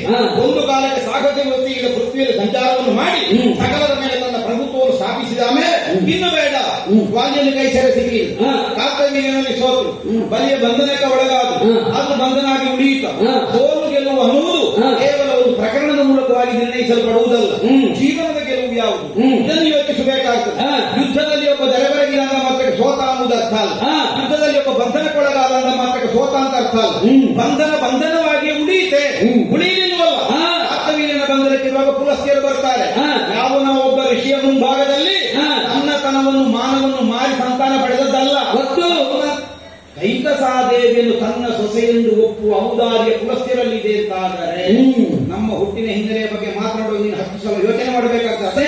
ಸಿಕ್ಕಿದ ಪ್ರಸಾದವನ್ನು ಬಿಟ್ಟು ಇವತ್ತಿಗೂ ವಿಶ್ವವಸು ಮಹಾಮುನಿಗಳ ಪತ್ನಿಯಾಗಿಯೇ ನಮ್ಮ ಅಜ್ಜಿಯಾದ ಕೈಕಸಾದೇವಿ ಪ್ರಪಂಚದಲ್ಲಿ ಗುರುತಿಸಲ್ಪಡುವುದೇ ಹೊರತು ಒಂದು ಸಂತಾನವನ್ನು ಪಡೆಯುವುದಕ್ಕಾಗಿ ಹೋದಂತಹ ಜಾರವೃತ್ಯಗಳು ಅಂತ ತಪ್ಪಾಗಿ ಕಲ್ಪಿಸಿಕೊಳ್ಳಬೇಡ. ಅಷ್ಟು ನಿಷ್ಠವಾಗಿ ಆಕೆ ಬದುಕಿದವು. ಆದ್ದರಿಂದಲೇ ಪುಲಸ್ತ್ಯರು ಕೈಕಸಾದೇವಿಯನ್ನು ತನ್ನ ಸೊಸೆಯೆಂದು ಸ್ವೀಕರಿಸಿ ಬಂಧನಕ್ಕೊಳಗಾದಂತಹ ದಶಕಂಠ ತನ್ನ ಮೊಮ್ಮಗನೆಂದು ಭಾವಿಸಿ ಬಂಧನ ವಿಮುಕ್ತಿಯನ್ನು ಮಾಡುವುದಕ್ಕಾಗಿ ಮುಂದೆ ಹೋದರು. ಕಾರ್ತವೀರ್ಯದಿಂದ ಬಿಡುಗಡೆಯಾಗಿ ಬರುವಾಗಲೂ ಸಿಕ್ಕಿದ್ದು ಸ್ನೇಹವೇ. ಬಲಿಯು ಹರಸಿಯೇ ಕಳುಹಿಸಿದ್ದು, ವಾಲಿಯು ಒದಗಿಸಿಕೊಟ್ಟದ್ದು ಸ್ನೇಹವೇ. ಪೃಥ್ವಿಯಲ್ಲಿ ಅಗ್ಗಳೆಯ ವೀರನಾಗಿ ಸ್ಥಾಪಿತನಾದಂತಹ ವಾಲಿಯನ್ನಾದರೂ ತನ್ನದಾದಂತಹ ಕಾರ್ಯಕ್ಷಮತೆಯ ಮೂಲಕವಾಗಿ ನಮ್ಮಪ್ಪಯ್ಯ ಸ್ನೇಹ ಸಂಧಾನದಿಂದ ಒಲಿಸಿಕೊಂಡರು. ಎಂತಹ ಸ್ನೇಹ ಅದು ಹೇಳಿದ್ರೆ ಮೈ ರೋಮಾಂಚನ ಆಗ್ತದೆ. ದಾರಾಹ ಪುತ್ರಾಹ ಪುರಂ ರಾಷ್ಟ್ರಂ. ಹೆಂಡತಿ ಮಕ್ಕಳು ಭೋಗ ಆಚ್ಛಾದನ ಭೋಜನ ಎಲ್ಲದರಲ್ಲಿಯೂ ನಾವು ಅವಿಭಕ್ತರು. ಇಂತಹ ಒಂದು ಆತ್ಮೀಕವಾದಂತಹ ಸ್ನೇಹ ಸಂಬಂಧವನ್ನು ವಾಲಿಯಂತಹ ವೀರನೊಂದಿಗೆ ಹೊಂದುತ್ತಾರೆ ಅಂತಾದ್ರೆ ಸಂಬಂಧವೇ ಹಾಗೆ. ಪ್ರಪಂಚದಲ್ಲಿ ಆನೆಗೂ ಆನೆಗೆ ಸ್ನೇಹ ಆಗುವುದೇ ಹೊರತು ಆನೆಗೂ ಶುನಕಕ್ಕೂ ಸ್ನೇಹ ಆಗುವ ಕ್ರಮ ಇಲ್ಲ. ಆದರೂ ಸಾಯುವಾಗ ಬರಲಿಲ್ಲ ಪ್ರಪಂಚದಲ್ಲಿ ಬಲಾಢ್ಯರ ಪ್ರಶ್ನಿಸಲಿಲ್ಲ ಅಂತ ಕೇಳಬೇಡ. ಪ್ರಕರಣ ಮುಗಿಲಿಲ್ಲ ಅಂತ ನಾವು ಬದುಕಿದ್ದಷ್ಟು ದಿವಸವು ಯಾವ ಪ್ರಕರಣ ಯಾವಾಗ ಎಪಿಸಿ ಆಗ್ತೇವೆ ಅನ್ನೋದು ನಿನಗೆ ತಲುಪಿಸಲಿಕ್ಕೆ ಆಗುವುದಿಲ್ಲ. ನಮಗೆ ಕೇಳಬೇಕು ಅಂತ ಕಂಡ್ರೆ ದಿವಸಕ್ಕೊಂದು ಕಾರಣ ಹುಡುಕಿ ಪ್ರಶ್ನೆ ಕೇಳಿದೆವು. ಆದ್ದರಿಂದ ವಾಲಿವಧೆಯನ್ನು ಪ್ರಶ್ನಿಸದೇ ಉಳಿದಿದ್ದೇವೆ ಅಂದ್ರೆ ಅದೊಂದೇ ಕಾರಣ ಅಲ್ಲ, ಬೇರೆ ಬೇರೆ ಕಾರಣಗಳುಂಟು. ಒದಗಿ ಬಂದಂತಹ ಈ ಸಮಸ್ಯೆಯನ್ನು ಪರಿಹಾರ ಆದರೆ ಎಲ್ಲದಕ್ಕೊಂದು ಪ್ರಾಯಶ್ಚಿತ್ತ ಆಗ್ತದೆ ಅನ್ನೋ ನಿರ್ಣಯದಿಂದಲೇ ಪ್ರಾಯ ಚತುರ್ಷಭುವನದಲ್ಲನರಾದಂತಹ ದಶಕಂಠ ಪ್ರಭುಗಳು ಸುಮ್ಮನೆ ಕುಳಿತಿರ್ಬೇಕು. ಅವರ ಅಂತರಂಗವನ್ನು ಎಷ್ಟು ಸುಲಭದ ಕೆಲಸವಲ್ಲ. ನೀನೇ ಆಡಿದ ಹಾಗೆ ಈ ಮೊದಲು ಹೋದಲ್ಲಿ ಸೋಲು ಸಂಭವಿಸಿದ ಕಾಲದಲ್ಲಿ ಸಾಮರಸ್ಯದ ಸಂಬಂಧದಿಂದ ಸಂಧಾನವನ್ನು ನಡೆಸಿ ಅನ್ನನ್ನು ತಾನು ಗುರುತಿಸದಲ್ಲಿ ಉಳಿಸಿಕೊಳ್ಳಬಹುದಾದ ಪ್ರವೃತ್ತಿಯನ್ನು ಹೊಂದಿದ ದಶಕಂಠ ಪ್ರಭುಗಳು. ನೀವು ಸಂಧಾನ ಮಾಡಿಕೊಳ್ಳಿ, ತಂದದ್ದನ್ನು ಬಿಟ್ಟುಕೊಡಿ, ಬಂದದ್ದು ಹಿಂದೆ ಹೋಗುತ್ತದೆ. ಇಷ್ಟೆಲ್ಲ ಬೇಡಿಕೆಯನ್ನು ಮುಂದಿಟ್ಟರು ನಿಮ್ಮಲ್ಲಿ ವಿರೋಧವನ್ನು ಮೇಳೈಸೇ ಬರ್ತಾರೆ ಅಂತಾದ್ರೆ ಅರ್ಥ ಏನು? ಅದು ಕೇವಲ ಸಾವು ಬದುಕಿನ ಪ್ರಶ್ನೆ ಮಾತ್ರ ಅಲ್ಲ, ಸ್ವಾಭಿಮಾನದ ಪ್ರಶ್ನೆ ಇದರಲ್ಲಿ ಪ್ರಧಾನವಾಗಿ ಉಂಟು. ಸ್ವಾಭಿಮಾನದ ಪ್ರಶ್ನೆಗೆ ಅನುಗುಣವಾಗಿ ರಾಮ ವಿನಾಶ ಇದು ದಶಕಂಠ ಪ್ರಭುಗಳ ಮಹಾ ಸಂಕಲ್ಪ. ಅದನ್ನು ಅಲ್ಲಗಡೆಯುವುದಕ್ಕೆ ಅಲುಗಾಡಿಸುವುದಕ್ಕೆ ಯಾವನಿಂದಲೂ ಸಾಧ್ಯ ಆಗುವುದಿಲ್ಲ ಈ ಪ್ರಪಂಚದಲ್ಲಿ. ನೀವು ವೃದ್ಧಾಶ್ರಮ ಪಡೆದ ಸೀತಾದೇವಿಯ ವ್ಯಾಖ್ಯ ನಿಮಿತ್ತವಾದ ಕದನ ಇದು ಅಂತ ಭಾವಿಸಬೇಡ. ನಮ್ಮ ಮೂಲ ಪುರುಷನಾದಂತಹ ಅನರಣ್ಯನನ್ನು ಕೊಂದಲ್ಲಿಂದ ಮಂತರಾಯನಿಗೆ ವಧೆದಲ್ಲಿಂದ ಇಲ್ಲಿಯವರೆಗೂ ನಮ್ಮಿಂದ ಬಿಟ್ಟು ಹೋಗಿದೆ ಅಂತ ಭಾವಿಸಬೇಡ. ಇದ ವಂಶದಲ್ಲಿ ಒಬ್ಬ ಮುಗಿದಂತಾದ್ರೆ ಮತ್ತೊಬ್ಬ ಹುಟ್ಟಿಕೊಳ್ಳುತ್ತಾನೆ ಪ್ರಶ್ನಿಸುವ ಗಂಡು ಮಗ. ಯಾವ ಜಮ್ಮು ದ್ವೀಪದ ಭರತ ಖಂಡದಲ್ಲಿ ಜನ್ಮಕ್ಕೆ ಬಂದಿದ್ದೇವೋ ನಾವು ಗಂಡು ಮಕ್ಕಳು ಹೌದು. ನಿಮ್ಮನ್ನು ಪ್ರಶ್ನಿಸಿ ನಿಮ್ಮ ನ್ಯಾಯಕ್ಕೆ ಅಂತ್ಯ ಆಡಿಯೇ ಸಿದ್ಧ.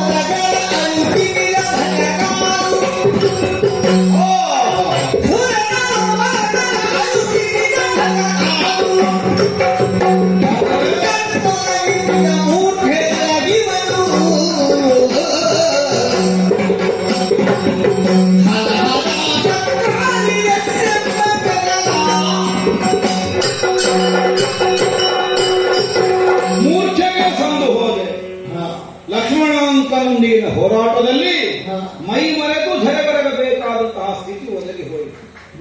ಏನು ಯುದ್ಧ ಹೊಸತ ಹುಟ್ಟುವುದಕ್ಕಿಂತ ಹಿನ್ನೆಲೆಯಲ್ಲೇ ಲೋಕೋತ್ತರ ವೀರನಾಗಬಹುದಾದಂತಹ ಅರ್ಹತೆಯನ್ನು ಗಳಿಸಿ ಹುಟ್ಟಿ ಮೇಘಗಳಂತೆ ಹುಟ್ಟಿದ ಕ್ಷಣದಲ್ಲಿ ನಾ ಕೂಗಿದ್ದರಿಂದ ಮೇಘನಾದ ಅನ್ನುವಂತಹ ಹೆಸರನ್ನು ನಾ ಅನ್ವರ್ಥವಾಗಿ ಹೊಂದಿದೆ. ಅಂಕಿತ ನಾಮವೂ ಹೌದು, ಅನ್ವರ್ಥ ನಾಮವೂ ಹೌದು. ನಮ್ಮನ್ನು ಪ್ರಪಂಚ ಗುರುತಿಸುವುದಕ್ಕೆ ಕಾರಣವಾಗುವ ಮತ್ತೊಂದು ಅನ್ವರ್ಥ ನಾಮವು ನಮಗೆ ಒದಗಿ ಬಂತು.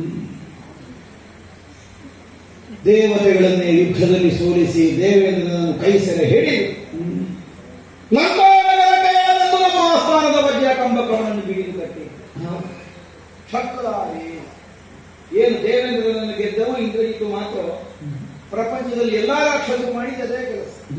ಬ್ರಹ್ಮನ ಕುರಿತಾಗಿ ತಪಸ್ಸು ಮಾಡುತ್ತಾರೆ ಅಥವಾ ಪರಮೇಶ್ವರನ ಗುರುಗಳನ್ನು ಹೊಂದುತ್ತಾರೆ, ವಿಶಿಷ್ಟವಾದ ವರಬಲ ಸಂಪನ್ನರಾಗುತ್ತಾರೆ, ದೇವಲೋಕದ ಮೇಲೆ ಅಭಿಯೋಗ ಮಾಡುತ್ತಾರೆ, ದೇವೇಂದ್ರನ ಪೀಠದಿಂದ ಹೇಳದೆ ಅವರೆಲ್ಲ ಇಂದ್ರಜಿತುಗಳಾದ. ನಾನು ಮಾತ್ರ ಯಾಕೆ ಇಂದ್ರಜಿತವಾದ? ಕಾರಣ ಯಾವ ವರಬಲ ಸಂಪನ್ನತೆಯಿಂದಲೂ ನಾ ದೇವೇಂದ್ರನನ್ನು ಜಯಿಸಿದ್ದಲ್ಲ. ನನ್ನ ವಿಕ್ರಮದಿಂದಲೇ, ನನ್ನ ಸತ್ವಾತಿಶಯದಿಂದಲೇ ದೇವೇಂದ್ರನನ್ನು ನಾನು ಕೈ ಸೆರೆ ಹಿಡಿದು ಬಂಧಿಯನ್ನಾಗಿಸಿದ ಕಾರಣಕ್ಕಾಗಿ ಬ್ರಹ್ಮದೇವ ನನಗೆ ಒಲಿದಿದ್ದಂತಹ ಹೆಸರು ಇಂದ್ರಜಿತು. ಬಿಡಿಸಿಕೊಳ್ಳುವಂತಹ ಕಾಲದಲ್ಲಿ ನಾನೇ ಆಡಿ ಏನು ಬರಬೇಕು ಮಗ ಅಂತ ಕೇಳಿದ್ರು ಬ್ರಹ್ಮದೇವರು. ಎಲ್ಲರೂ ಈ ಪರಾಕ್ರಮದಲ್ಲಿ ತಪಸ್ಸಿನ ಮೂಲಕವಾಗಿಯೋ ಸಾಧನೆಯ ಮೂಲಕವಾಗಿಯೋ ನಿನ್ನ ಅನುಗ್ರಹವನ್ನು ಸಂಪಾದಿಸುವುದು ಶ್ರಮಿಸ್ತಾರೆ. ಆದರೆ ವಿಕ್ರಮವನ್ನೇ ಮಾಧ್ಯಮವನ್ನಾಗಿಸಿಕೊಂಡು ನಿನ್ನ ಪ್ರಸನ್ನತೆಯನ್ನು ಸಂಪಾದಿಸಿದವ ನಾನು. ಆದ್ದರಿಂದ ಬೇರೆ ವರದ ಅವಶ್ಯಕತೆ ಇಲ್ಲ. ಆದರೂ ಒಂದು ಕೇಳ್ತೇನೆ, ಕೇಳಿದ್ದೀ ಮಾರಣಾಕ್ಷರವನ್ನು. ಆದರೆ ಕೊಡುವ ಕಾಲಕ್ಕೆ ಅವರು ಆಡಿದ್ದು ಎಲ್ಲಾದರೂ ಮಧ್ಯದಲ್ಲಿ ಭಂಗವಾದರೆ, ಪೂರ್ಣಾಹುತಿ ಆಗದೆ ಹೋದರೆ ಅದು ನಿನ್ನ ಅವಸಾನ ಕಾರಣವಾಗಿ ಪರಿಣಮಿಸುತ್ತದೆ. ಆಯ್ತಲ್ಲ, ನಾವು ಕೈಗೊಂಡಂತಹ ಯಜ್ಞ ಭಂಗವಾಗುವಂತಹ ಸನ್ನಿವೇಶವನ್ನೂ ತಾನಾಗಿ ಒದಗಿ ಬಂತು. ಯಾಕೆ ಒದಗಿ ಬಂತು?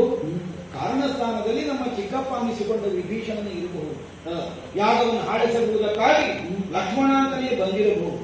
ಅಂತಹ ಒಂದು ಸನ್ನಿವೇಶ ಸಿದ್ಧವಾಗುತ್ತದೆ ಅಂತಾದರೆ ಕೇವಲ ಇಂದ್ರಜಿತುವಿನ ಪರಾಭವ ಅಂತಂತಾರೆ ಅಲ್ಲವಲ್ಲ. ಏನು ಲೋಕೋತ್ತರ ವೀರನಾಗಿ ನಾ ಸ್ಥಾಪಿತನಾಗಬೇಕು ಅನ್ನುವಂತಹ ಉದ್ದೇಶದಿಂದ ಕೈಗೊಂಡಂತಹ ಮಾರಣಾದ್ವರವಲ್ಲ, ವಿರೋಧವಲ್ಲ. ಸೀತಾವ್ಯಾಜದ ಮೂಲಕವಾಗಿ ಲಂಕೆಯ ಮೇಲೆ ಬಂದೆರಗಿದಂತಹ ಆಪತ್ತಿನಲ್ಲಿ ಆಧರಿಸಿ ನಿಲ್ಲಬೇಕಾದದ್ದು ರಾವಣೇಶ್ವರನ ಪುತ್ರನಾಗಿ ನನಗಿರುವ ಕರ್ತವ್ಯ. ಈ ನಿರ್ಣಯದಿಂದ ನಾವು ಮುಂದಾದರೆ ಸೋಲಬೇಕಾದಂತಹ ಒಂದು ಸನ್ನಿವೇಶ ಸೃಷ್ಟಿಯಾಗುತ್ತದೆ ಅಂತಾದ್ರೆ ನಾವಿದಕ್ಕೆ ಏನು ಹಿನ್ನೆಲೆಯನ್ನು ಕಲ್ಪಿಸಿಕೊಳ್ಳಬೇಕು? ಏನು ನಮ್ಮ ರಟ್ಟೆಯ ಪ್ರಾಣ ಕಡಿಮೆ ಆಯಿತು ಅಥವಾ ಸೋತು ಕಸವಳಿದು ಭೂಮಿ ಬರಬೇಕಾದಷ್ಟು ಕಾಯಕ್ಕೆ ಏನಾದರೂ ಕಸು ಅಡಗಿ ಹೋಯಿತು? ಮೊನ್ನೆ ಹೊಡೆದಾಗ ನಾನು ರಾಮಲಕ್ಷ್ಮಣರನ್ನು ಮೊನ್ನೆ ಯುದ್ಧದಲ್ಲಿ ಎರಡೆರಡು ಸಲ ಹೊಡೆದು ಭೂಮಿಗೆ ಉಳಿಸಿದ್ದೆ. ಆಗ ಇಲ್ಲದೆ ಈಗ ಸತ್ವ, ಈಗ ಇವರಲ್ಲಿ ಉದ್ದೀಪನಗೊಳ್ಳುವುದಕ್ಕೆ ಕಾರಣವಾದದ್ದು ಯಾವುದು? ಹಾಗಿದ್ರೆ ಅವರ ವಿಕ್ರಮದಿಂದಲೇ ಅವರು ಗೆದ್ದದ್ದಲ್ಲ, ನಮ್ಮ ಶೈಥಿಲ್ಯದಿಂದಲೇ ನಾವು ಸೋತದ್ದಲ್ಲ. ಇದರ ಹಿನ್ನೆಲೆಯಲ್ಲಿ ಬೇರೆ ಕಾರಣವಿಲ್ಲ. ಹೀಗೆ ನಮ್ಮ ತರ್ಕ ಹರಿಯುವಂತಹ ಕಾಲಕ್ಕೆ ವಿಚಾರ ಮನಸ್ಸಿಗೆ ಬರ್ತಾ ಉಂಟು. ಹೌದು, ಇವರು ಈತಗದು ನರರಲ್ಲ ಬಂದರ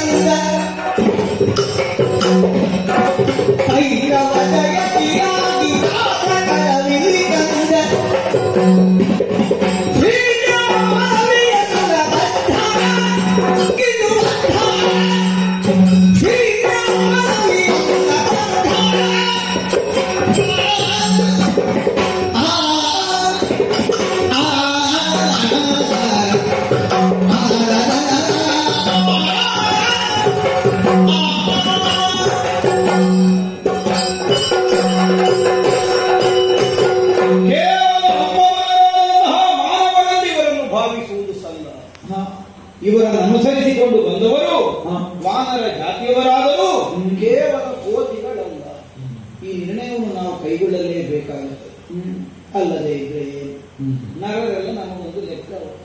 ನಮ್ಮಪ್ಪ ಅದನ್ನು ಯಾವತ್ತೂ ಆಡಿ ತೋರಿಸಿಯಾಗಿ ಹೋಗಿ ನಮ್ಮ ಒಂದು ಹೊತ್ತಿನ ತುತ್ತಿಲಾಡಬಹುದಾದವರು ಮನುಷ್ಯರು.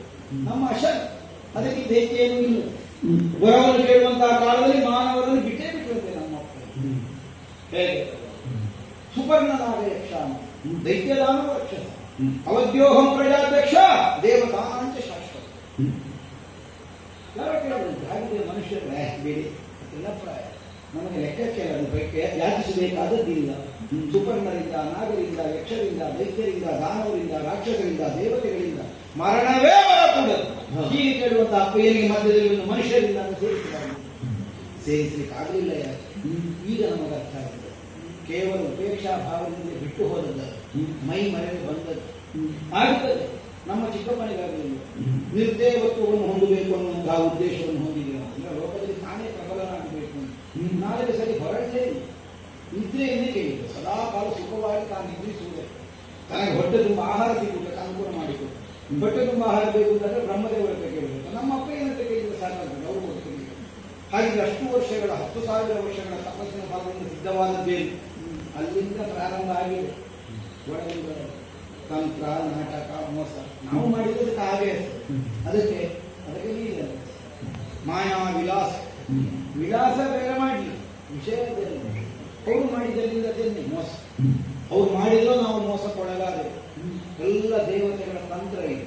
ಹಿಂದಿನ ಏನೋ ಒಂದು ಕುತಂತ್ರವನ್ನು ನಡೆಸಿ ನಮ್ಮ ಪತನಕ್ಕೆ ಏನು ಕಾರಣ ಅನ್ನೋದು ನನ್ನಿಂದ ಪ್ರಾರಂಭಿಸಿದ್ದಾರೆ. ಮತ್ತೆ ದೇವತೆಗಳನ್ನು ಕಂಡಲ್ಲಿ ಹೊಡೆಯುವ ಬುದ್ಧಿ ನಮ್ಮ ಅಪ್ಪನಲ್ಲಿ ಜಾಗೃತವಾಗಿ ಅಪ್ಪನ ಅಪರಾಧಿ ಅಂತ ಹೇಳಿಕೊಂಡು ತಾವು ಜೀವನದಲ್ಲಿ ಅಡಿಯಲ್ಲಿರುವ ಕಾಲದಲ್ಲೇ ದೇವತೆಗಳು ಮೋಸ ಮಾಡಿಯಾಗಿ ಇಲ್ಲಿ ಕುಂಭಕರ್ಣದೇವರು ಚಿಕ್ಕಪ್ಪನ ನಾಲೆಗೆ ಮಗ್ಗಿದ್ದೇವೆ.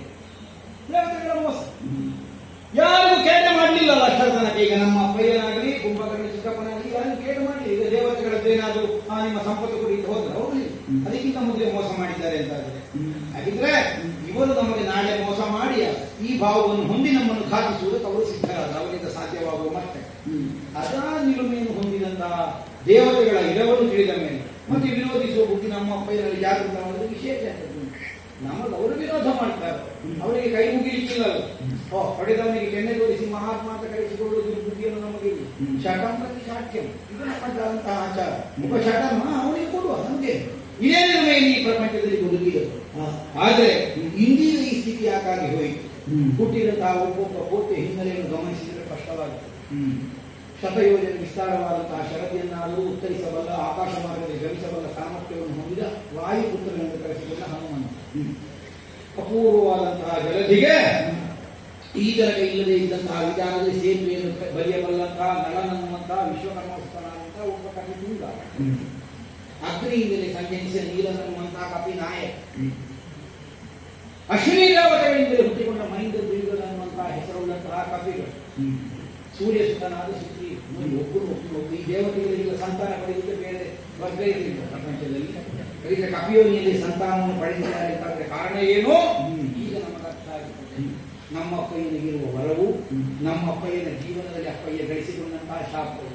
ನಮ್ಮ ಅಪ್ಪ ಊರ ಮೇಲೆ ತಿರುಗಿ ಹೋಗಿ 2 ಜೋಡಿಗೆ ಹಾಕಿಕೊಂಡ್ರೆ ಒಂದು ವರ ತುಂಬಿಸಲಿಕ್ಕೆ, ಒಂದು ಶಾಪ ತುಂಬಿಸಲಿಕ್ಕೆ, ಎರಡನ್ನು ತುಂಬಿಸಿಕೊಂಡೇ ಬಂದಿದ್ದಾರೆ ಬದುಕಿನಲ್ಲಿ. ವರವನ್ನು ಹೇಗೆ ಸ್ವೀಕರಿಸಿದ್ರು ಹಾಗೆ ಶಾಪವನ್ನು ಸ್ವೀಕರಿಸಿ ಬಂದಿದ್ದಾರೆ. ಈಗ ನಮಗೊಂದೊಂದೇ ನೆನಪಾಗ್ತದೆ. ಕಪಿಮುಖದವರು ಬರಬೇಕು, ಮನುಷ್ಯರು ಬರಬೇಕು, ಪರನಾರಿಯನ್ನು ಅಪಹರಿಸಿದಂತಹ ಪ್ರಕರಣ ಸಿದ್ಧವಾಗಬೇಕು. ಆ ಕಾಲಕ್ಕೆ ಸಾವು ಸಂಭವಿಸುತ್ತದೆ. ಈ ಕಾರಣವಾಗಿ ಅನೇಕ ಶಾಪಗಳು ನಮ್ಮ ಮಕ್ಕಳಿಗೆ ಹೋಗಿದೆ. ಅದಕ್ಕನುಗುಣವಾಗಿ ಎಲ್ಲ ವ್ಯವಸ್ಥೆ ದೇವತೆಗಳನ್ನು ನಾಟಕವನ್ನು ಸಿದ್ಧ ಮಾಡಿಕೊಂಡು ಬಂದಿದ್ದಾರೆ. ಕೋತಿಗಳ ಮುಖ ಕಟ್ಟಿಕೊಂಡು ಬಂದಿದ್ದೀವಿ. ಯಾಕೆ? ನಮ್ಮ ಮಕ್ಕಳ ವಧೆಗೆ ಕಾರಣವಾಗುವುದಕ್ಕೆ ಒಂದು ಸನ್ನಿವೇಶ ಸೃಷ್ಟಿಯಾಗಬೇಕು. ಅದರ ಮಾಯಾವಿಲ್ಲ, ಅನುಮಾನವೇ ಇಲ್ಲ. ಆದ್ದರಿಂದಲೇ ನಮ್ಮ ಅಪ್ಪಯ್ಯನಿಗೆ ಎಷ್ಟು ಮಂದಿಗಳು ಸಾರಿ ಹೇಳಿ, ನಾನು ಹೊಸ್ತಿನ ಮೇಲೆ ಇಟ್ಟ ದೀಪದ ಅಡ್ಡಗೋಡೆಯ ಮೇಲೆ ಇಟ್ಟ ತೆಂಗಿನಕಾಯಿ. ನಮ್ಮ ಅಪ್ಪಯ್ಯನಿಗೆ ನಾನು ಹೇಳಿದೆ, ತಂದದ್ದು ತಪ್ಪು, ಕೊಟ್ಟರೆ ಮೋಸ. ಬುದ್ಧಿವಂತರಾದ ಅಪ್ಪಯ್ಯ ತರ್ಕಿಸಿಕೊಳ್ತಾರೆ. ಉದ್ದೇಶ ಹೇಗುಂಟು ನಮ್ಮದು ಲಂಕಾಪಟ್ಟಣದ ಪ್ರಾತಿನಿಧ್ಯವನ್ನು ಹೊಂದಿದಂತಹ ಯುವ ಮನಸ್ಸಿನವರದ್ದು ಅನ್ನೋದನ್ನು ತೀರ್ಪಡಿಸುವುದಕ್ಕಾಗಿ ಹೇಳಿ. ಆದ್ರೆ ಬಿಟ್ಟು ಕೊಡುವ ಮಾತೇ ಇಲ್ಲ ಅನ್ನುವಂತಹ ನಿರ್ಣಯಕ್ಕೆ ಅಪ್ಪಯ್ಯ ಬರ್ತಾರೆ ಅಂತಾದ್ರೆ 10 ತಲೆ ಹೊಂದಿದ್ದು ನೇಹಕ್ಕೆ ಬಾರಾಗಿ ಅನ್ನುವ ಕಾರಣಕ್ಕಲ್ಲವಲ್ಲ. ಚತುರ್ವೇದಗಳಲ್ಲಿ ಸಾಂಗವಾದ ಅಧ್ಯಯನವನ್ನು ನಡೆಸಿ ಶಾಸ್ತ್ರಗಳಲ್ಲಿ ಪ್ರಾವೀಣ್ಯವನ್ನು ಹೊಂದಿ ಲೋಕದಲ್ಲಿ ಬೇಕಾದಂತಹ ವಿದ್ಯೆಗಳನ್ನೆಲ್ಲ ಹೊಂದಿದಂತಹ ನಮ್ಮ ಅಪ್ಪಯ್ಯನಿಗೆ ಬಂದ ರಾಮಯ್ಯ ಅನ್ನುವುದನ್ನು ಗುರುತಿಸುವ ಕಣ್ಣಿಲ್ಲ, ಉಂಟೇ ಉಂಟು. ಆದ್ದರಿಂದ ಇರಬೇಕು ಒಂದೊಂದು ಹೆಜ್ಜೆಯನ್ನು ಮುಂದೆ ಇರುವಂತಹ ಕಾಲದಲ್ಲಿ ಅಪ್ಪಯ್ಯ ಮಾಡಿದಂತಹ ಒಂದೊಂದು ಘಟನೆಗಳು ನಮಗೆ ಇವತ್ತಿಗೂ ಪ್ರಶ್ನಾರ್ಹವಾಗಿ ಇರುವುದಿಲ್ಲ. ಉತ್ತರ ಕಂಡುಕೊಳ್ಳಲಿಕ್ಕೆ ಸಾಧ್ಯ ಇಲ್ಲ, ಪ್ರಶ್ನವಾಗಿ ಇರುವುದಿಲ್ಲ. ಯಾಕೆ ಮಾಡಿದ್ರು? ಅಪ್ಪಯ್ಯನಿಗೆ ನಿರ್ಣಯ ಇದು ಸತ್ಯಕ್ಕೆ ಮಾಡಬೇಕಾದಂತಹ ವ್ಯವಸ್ಥೆ ಅಲ್ಲ, ವಿರೋಧವೇ ಮಾಡಬೇಕಾದದ್ದು. ಯಾವ ಉದ್ದೇಶವನ್ನು ಇರಿಸಿಕೊಂಡು ಅನರಣ್ಯನ ವಧೆಯ ಆಮೇಲೆ ಅಯೋಧ್ಯೆಯ ಕಡೆಗೆ ತಲೆ ಹಾಕಿ ಅಪ್ಪಯ್ಯ ಮಲಗಲಿ, ಉತ್ತರಕ್ಕೆ ತಲೆ ಹಾಕಿಲ್ಲ ಅಪ್ಪಯ್ಯ. ಹೀಗಲ್ಲದೆ ಮಾಡಬಹುದಿತ್ತಲ್ಲ. ಅಯೋಧ್ಯೆಯಲ್ಲಿ ಯಾವ ರಸ ಬರುವ ಕಾಲಕ್ಕೂ ಕತ್ತಿಡ್ಕೊಂಡು ಹೋಗುವುದಿತ್ತಲ್ಲ ತಲೆ ಕಡಿಕೆ. ತಲೆ ಕಡಿಕೆ ಈಗ ರಾಮ ಹುಟ್ಲಿಕ್ಕಿತ್ತಲ್ಲಿ ಇಲ್ಲ, ನಾಶ ಮಾಡಬಹುದಿತ್ತು. ನಾಶ ಮಾಡದೆ ಉಳಿದಿದ್ದಾರೆ ಎಂದ ಅರ್ಥ ಏನು? ಈಗ ನಮಗೆ ಅರ್ಥ ಆಗುತ್ತೆ. ಅಪ್ಪಯ್ಯ ಕಂಡುಕೊಂಡಂತಹ ಅಂತ್ಯದ ಕೊನೆ ಅಲ್ಲಿ ಉಂಟು. ಆದ್ದರಿಂದ ಅದಕ್ಕೊಂದು ಅವಕಾಶವನ್ನು ಉಳಿಸಿದ್ರು. ಬನ್ನಿ ನಮಗೆ ಬೇಕಾದದ್ದು ಬನ್ನಿ. ಆದ್ದರಿಂದಲೇ ಬಂದ ಕಾಲಕ್ಕೆ ಸ್ವೀಕರಿಸುವುದಕ್ಕೆ ಸಿದ್ಧರಾಗಿದೆ. ಇಲ್ಲದಿದ್ರೆ ಸದಾಕಾಲ ಧರ್ಮಚರಿತವಾದಂತಹ ಬುದ್ಧಿಯನ್ನೇ ನಾನು ಹೊಂದುತ್ತೇನೆ ಅನ್ನುವ ಹಾಗೆ ನಮ್ಮ ಚಿಕ್ಕಪ್ಪ ಬ್ರಹ್ಮದೇವರಿಂದ ಹೊರ ಕೇಳಿದ್ದಾರೆ. ಬ್ರಹ್ಮದೇವರು ಕಥಾಸ್ತವನ್ನು ಕೇಳಿದಂತ ಕಥಾಸ್ತವನ್ನು ಕೊಟ್ಟರು, ಕೊಟ್ಟಿಗೆ ಮತ್ತೊಂದು ಕೊಟ್ಟರು, ಬಡವರಿಗೆ ಈ ಚಿರಂಜೀವಿಯ. ನಮ್ಮ ಅಪ್ಪಯ್ಯ ಇವರಿಗೆ ಮೊದಲು ಕೇಳಿದ್ದಾರೆ, ನಾನು ಅಮರನಾಗಬೇಕು. ಇಲ್ಲ, ನಮಗೆ ಕೊಡ್ಲಿಕ್ಕೆ ಆಗುವುದಿಲ್ಲ. ಈಗ ಅಪ್ಪಯ್ಯನಿಗೆ ಚಿರಂಜೀವಿ ಆಗುವುದಾದ್ರೆ ಹೇಳ್ಬೋದು, ಹೇಳಿಲ್ಲ ಅಂತ ಅರ್ಥ ಏನು? ಹಾಗಿದ್ರೆ ಇದನ್ನೆಲ್ಲ ಅರ್ಥವಿಸಿಕೊಳ್ಳುವುದಕ್ಕೆ ಸಾಮರ್ಥ್ಯ ಇಲ್ಲದೆ ಇದ್ದವರಲ್ಲ ನಮ್ಮ ಅಪ್ಪಯ್ಯ. ನಾವು ಒಂದು ಯೋಚನೆ ಮಾಡಿದರೆ ದಶಪುಣ್ಯವಾಗಿ ಅದನ್ನು ನಿರ್ಣಯಿಸಿಕೊಳ್ಳಬಲ್ಲಂತಹ ಸಾಮರ್ಥ್ಯವನ್ನು ನಮ್ಮ ಅಪ್ಪಯ್ಯ ಹೊಂದಿದ್ದರ ಸಂಕೇತವೇ ದಶಕಂಠತನ, ದಶವದನ. ಅಂದ್ರೆ ನಮ್ಮ 10 ಪಾಲು ಹೆಚ್ಚು ಬೇಗ ಅವರಿಗೆ ಯೋಚನೆ ಸಿದ್ಧವಾಗುತ್ತೆ. ಅಷ್ಟನ್ನು ಮಾಡಿ ಈ ರಾಮ ವಿರೋಧದಲ್ಲಿ ಯಾವ ನಷ್ಟಕ್ಕಾದರೂ ಎದೆಯೊಡ್ಡಿಕೊಂಡು ಮುಂದುವರಿಯುತ್ತಾರೆ ಅಂತಾದ ಅರ್ಥ ಏನು? ನಮಗೆ ಮುಗಿಸುವ ಕಾಲ ಬಂದಿದೆ. ಹೇಗೂ ಮುಗಿಸಲಿಕ್ಕೆ ಹೊರಟದ್ದು ಅಂದ ಮೇಲೆ ಮತ್ತೆ ಏನಿವ ನಂತರ ಒಂದು ಕೇಳು. ಯಾಕೆ? ಒಂದು ಪ್ರಶ್ನೆ ನಮ್ಮಲ್ಲಿ ಇನ್ನೂ ಸ್ಥಿರವಾಗಿ ಹಾಗೆಯೇ ಉಳಿ.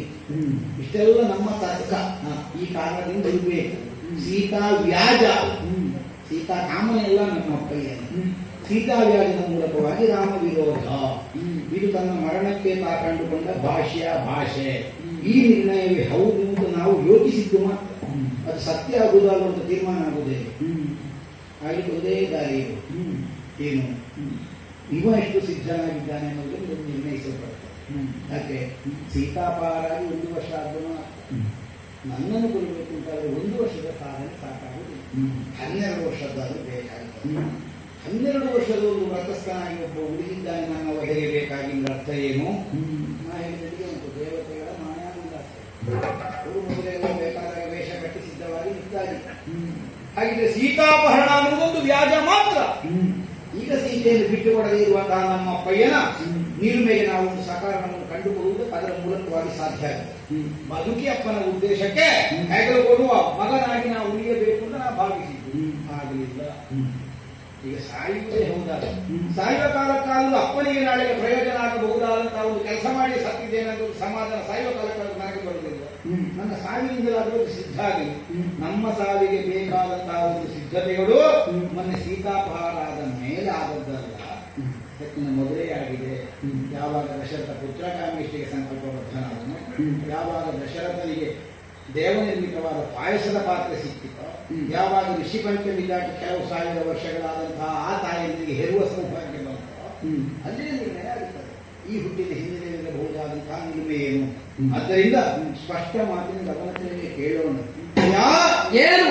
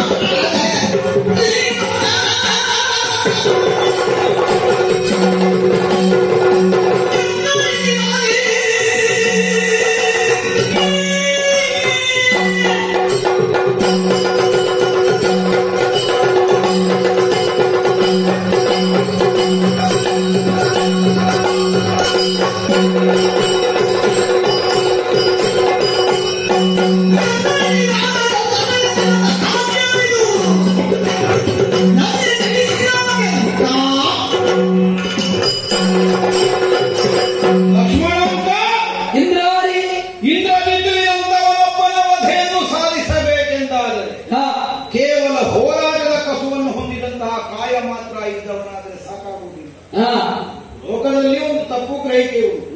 ರಾಕ್ಷಸರು ಸದಾಕಾಲ ಭೋಗಾಪೇಕ್ಷೆಯನ್ನು ಹೊಂದಿದವರು.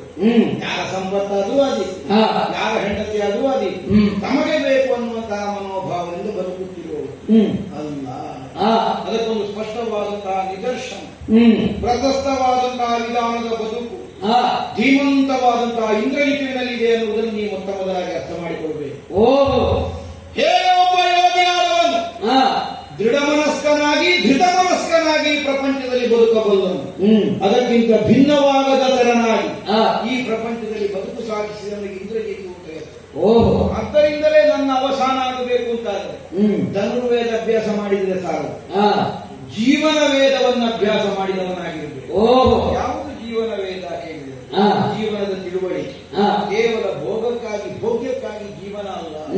ಲೋಕದಲ್ಲಿ ಇರಬೇಕಾದದ್ದು ಸಂಯಮದಿಂದ ಅನ್ನುವಂತಹ ನಿರ್ಣಯವನ್ನು ಹೊಂದಿ ಒಂದಲ್ಲ ಎರಡಲ್ಲ 12 ವರ್ಷಗಳ ಕಾಲ ನಿದ್ರೆ, ಆಹಾರ, ಸತಿಸಂಗ ಇದನ್ನು ವರ್ಜಿಸಿದವನಿಂದ ಮಾತ್ರ ಸಾಧ್ಯವಾಗುತ್ತದೆ ನನ್ನ ಮರಣವನ್ನು ಸಾಧಿಸುವುದೇ. ಯಾಕಿಂತಹ ಹಿನ್ನೆಲೆಯಲ್ಲಿ ನಾನು ಎಚ್ಚರಿಸಿ ಹೇಳ್ತೇನೆ, ಸತಿಸಂಗ ಬೇಡ, ಯಾವ ಸನ್ಯಾಸಿಗೂ ತಾನು ಪ್ರಪಂಚದಲ್ಲಿ ಅಲ್ಲ.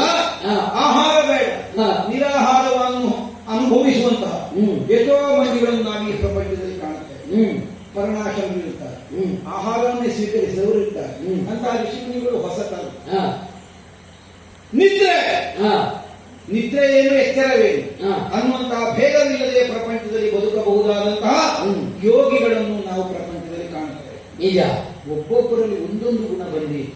ನಿದ್ರೆ ಬೇಡ ಅಂತ ಕೂತವರು ಇರಬಹುದು ಪ್ರಪಂಚದಲ್ಲಿ, ಸತಿಸಂಗ ಬೇಡ ಅಂತ ಕೂತವರು ಇರಬಹುದು, ಅಥವಾ ನನಗೆ ಆಹಾರವೇ ಬೇಡ ಅಂತ ಕೂತವರು ಇರಬಹುದು. ಆದರೆ ಹೀಗೆ ಕೂತವನಿಗೆ ಸಹಜವಾಗಿ ಹೋರಾಟದ ಕಾವೇ ಇರುವುದಿಲ್ಲ. ಹೋರಾಡಬೇಕು, ಶರೀರಕ್ಕೆ ಕಸುಬೇಕು. ನಿಜ, ಶರೀರಕ್ಕೆ ಕಸುವು ಬೇಕು. ಏನಾದ್ರೂ ಹೊತ್ತೊತ್ತಿಗೆ ತಿನ್ಬೇಕು, ಏನಾದ್ರೂ ಹೊತ್ತೊತ್ತಿಗೆ ಕಣ್ಣು ಶರೀರದ ಬಯಕೆಗಳಾಗುತ್ತೆ. ಹೆಣ್ಣು ಬೇಕು ಅಂತ ಕಾಣುತ್ತೆ, ನಿದ್ರೆ ಬೇಕು ಅಂತ ಕಾಣುತ್ತೆ. ಆಯಾಸ ಅನುಕೂಲಗಳಿಂದ ಶರೀರಕ್ಕೆ ಬಾಧಿಸ್ತದೆ. ಸಾಂಸಾರಿಕವಾದಂತಹ ಜೀವನದ ಮಧ್ಯದಲ್ಲಿ ಇದ್ದುಕೊಂಡು ಲೋಕ ವ್ಯವಹಾರದಿಂದ ಹೊರತಾಗಿರದೆ ಲೌಕಿಕ ಪ್ರಪಂಚದಲ್ಲಿ ಬದುಕು ಸಾಗಿಸುವ ಪರಿಪಾಲಿಸುವಂತಹ ಒಂದು ಸೀಮೆಯೊಳಗಿರುವಂತಹ ಒಬ್ಬ ಹೋರಾಡುವ ಕೆಚ್ಚುಳ್ಳ ವ್ಯಕ್ತಿ ತನ್ನನ್ನು ತಾನು ವ್ರತಬದ್ಧವಾಗಿ ನಿಯಂತ್ರಿಸಿಕೊಳ್ಳಬಲ್ಲವನಾದರೆ ನನ್ನ ಮರಣವನ್ನು ಸಾಧಿಸಬಲ್ಲ, ಅಥವಾ ನನಗೆ ಮರಣವನ್ನು ಒದಗಿಸಿಕೊಡಬಲ್ಲ.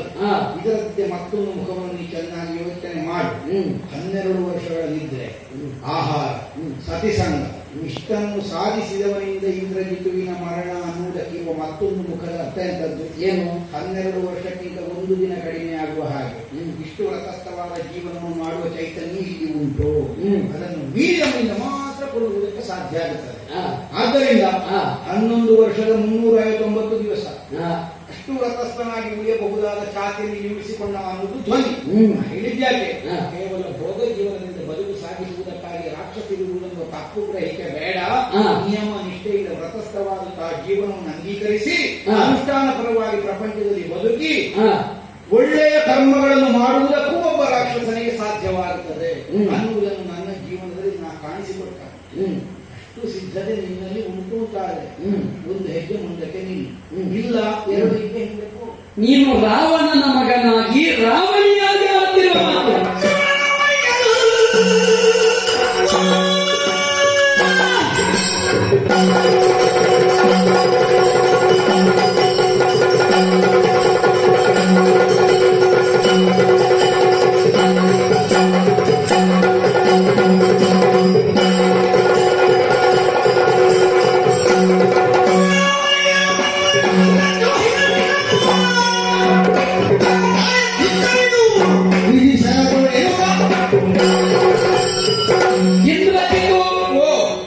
ಹುಟ್ಟಿದಾತನು ತಾನು ಮಾಡುತ್ತಾ ಇರುವ ಸಾಧನೆ ಸತ್ಕರ್ಮದ ಪಥದಲ್ಲಿ ಸಾಗುತ್ತದೆ ಅಂತಾದರೆ ಅದರಿಂದಲೇ ಅವನ ಬದುಕು ಒಂದು ಅಂತ್ಯಗೊಂಡರೂ ಶಾಶ್ವತವಾದ ಕೀರ್ತಿ ಉಳಿಯುತ್ತದೆ. ಅಲ್ಲಿ ನಾವು ಕಾಣುವುದು ಚಿರಂಜೀವತ್ವವನ್ನು ಅವನು ಮಾಡಿದ ಸತ್ಕರ್ಮದಲ್ಲಿ. ನಿನ್ನನ್ನು ಈಗ ನಾನು ರಾವಣನ ಮಗನಾಗಿ ಪೂರ್ಣ ರಾವಣಿ ಅಂತ ಕರೆಯಬೇಕಾಗುತ್ತದೆ. ಸೋಲೇ ಇಲ್ಲ, ಸಾವೇ ಇಲ್ಲ ಅಂತ ಭಾವಿಸಿದ ಹಿರಣ್ಯಾಕ್ಷ ಹಿರಣ್ಯಕಶ್ಯಪ ಉಳಿಯಲಿಲ್ಲ ಪ್ರಪಂಚದಲ್ಲಿ. ಹಗಲಲ್ಲ, ರಾತ್ರಿಯಲ್ಲ, ಹೊರಗಲ್ಲ, ಒಳಗಲ್ಲ, ಯಾವ ರೀತಿಯಿಂದಲೂ 4 ಕಾಲು 8 ಕಾಲು ಯಾವುದರಿಂದಲೂ ಸೋಲಿಲ್ಲ ಅಂತ ಭಾವಿಸಿದ ಅಂತ ಆ ಹಿರಣ್ಯಾಕ್ಷ ಹಿರಣ್ಯಕಶ್ಯಪು ಬದುಕಿ ಉಳಿಯಲಿಲ್ಲ. ಅಂತ ರಾಕ್ಷಸರಿಗೆ ಉಳಿಗಾಲ ಇರಲಿಲ್ಲ. ಈ ದ್ವಾಪರದಲ್ಲಿ ಈ ತ್ರೇತೆಯಲ್ಲಿ ಬದುಕಿ ಉಳಿತೇವೆ ಅಂತ ಭಾವಿಸಿದ್ರೆ ನಿಮ್ಮ ಬದುಕು ಉಳಿದಿತ್ತೋ ಯೋಚನೆ ಮಾಡು. ಈ ವೇಳೆಯಲ್ಲಿ ನಾನಷ್ಟು ಆಚರಿಸಿದ್ದೇನೋ ಎನ್ನುವುದಕ್ಕಿಂತಲೂ ನೀನು ಆಚರಿಸಿದ್ದರಲ್ಲಿ ನಿನ್ನನ್ನು ಉಳಿಸುವಂತಹ ಸತ್ವ ಉಂಟು ಅನ್ನುವುದು ಮುಖ್ಯ. ಹಾಗಾದ ಕಾರಣ ಎಷ್ಟು ಸಂಪಾದಿಸಿದರೂ ಕೂಡ ಸತ್ಕಾರ್ಯ ನಿಮಿತ್ತವಾಗಿ ವಿನಿಯೋಗ ಮಾಡದೇ ಇದ್ದುದರ ಪರಿಣಾಮವಾಗಿ ನಿನ್ನ ಸಾವಿನ ಪ್ರತೀಕವಾಗಿಯೇ ಬಂದು ನಿಂತಿದ್ದೇನೆ. ದುರುಳ ರಾವಣಿಯ ಕೇಳು, ನಾನು ಸಂಪಾದಿಸಿದ್ದೇನೆ ಎನ್ನುವುದಕ್ಕಿಂತಲೂ ಒಂದೇ ವಾಕ್ಯದಿಂದ ಉತ್ತರ ಕೊಡ್ತೇನೆ. ಧರ್ಮಾತ್ಮ ಸತ್ಯಸಂಧಶ್ಚ ರಾಮೋದಾಶರ ಕಿರಿಯತಿ ಪೌರುಷೇತ್ವ ಪ್ರತಿದ್ವಂದ್ವ ಶರೈಣಂ ರಾವಣಿಂ ಜಯಿ. ನನ್ನನ್ನ ಧರ್ಮಾತ್ಮ ಸತ್ಯಸಂಧ ಪಿತೃವಾಕ್ಯ ಪರಿಪಾಲಕ ಹೌದು ಅಂತಾದರೆ ನಾನು ಪ್ರಯೋಗಿಸುವ ಈ ದಿವ್ಯಾಸ್ತ್ರ ನಿನ್ನ ಪ್ರಾಣವನ್ನು ತೆಗೆಯುತ್ತದೆ. ಆಗಲೇ ರಾಮನನ್ನು ಅಳತೆ ಮಾಡಲಿಕ್ಕೆ ನಾನೊಂದು ಮಾಪನ ಅಂತ ಒಪ್ಪಿದೆಯಲ್ಲ. ಖಂಡಿತ ಈ ಮಾಪನವನ್ನಾದರೂ ಕಾಣುವ ಸಾಮರ್ಥ್ಯವುಳ್ಳವ ಲಕ್ಷ್ಮಣ ಅಂತ ನೀವು ಒಪ್ಪತಿಯಲ್ಲ. ನಿನ್ನನ್ನು ಅಳತೆಗೋಳಾಗಿ ಕಾಣುತ್ತೇನೆ. ಇದೋ ನಿನಗೆ ಉತ್ತರ ರೂಪವಾಗಿ ಪ್ರಯೋಗಿಸಿ.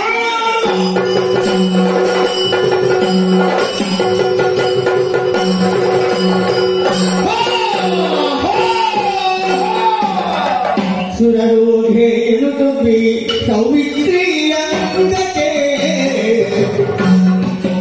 ಸುರಿದಳು ಸುಮರುಷ್ಟಿಯ ಗುರುರಸಿಯ ನಗಿದ್ದ ಬೀಳಲು ಕಂಡು ಬರುವುದ ಕೌರ ಪಾಪಳಿ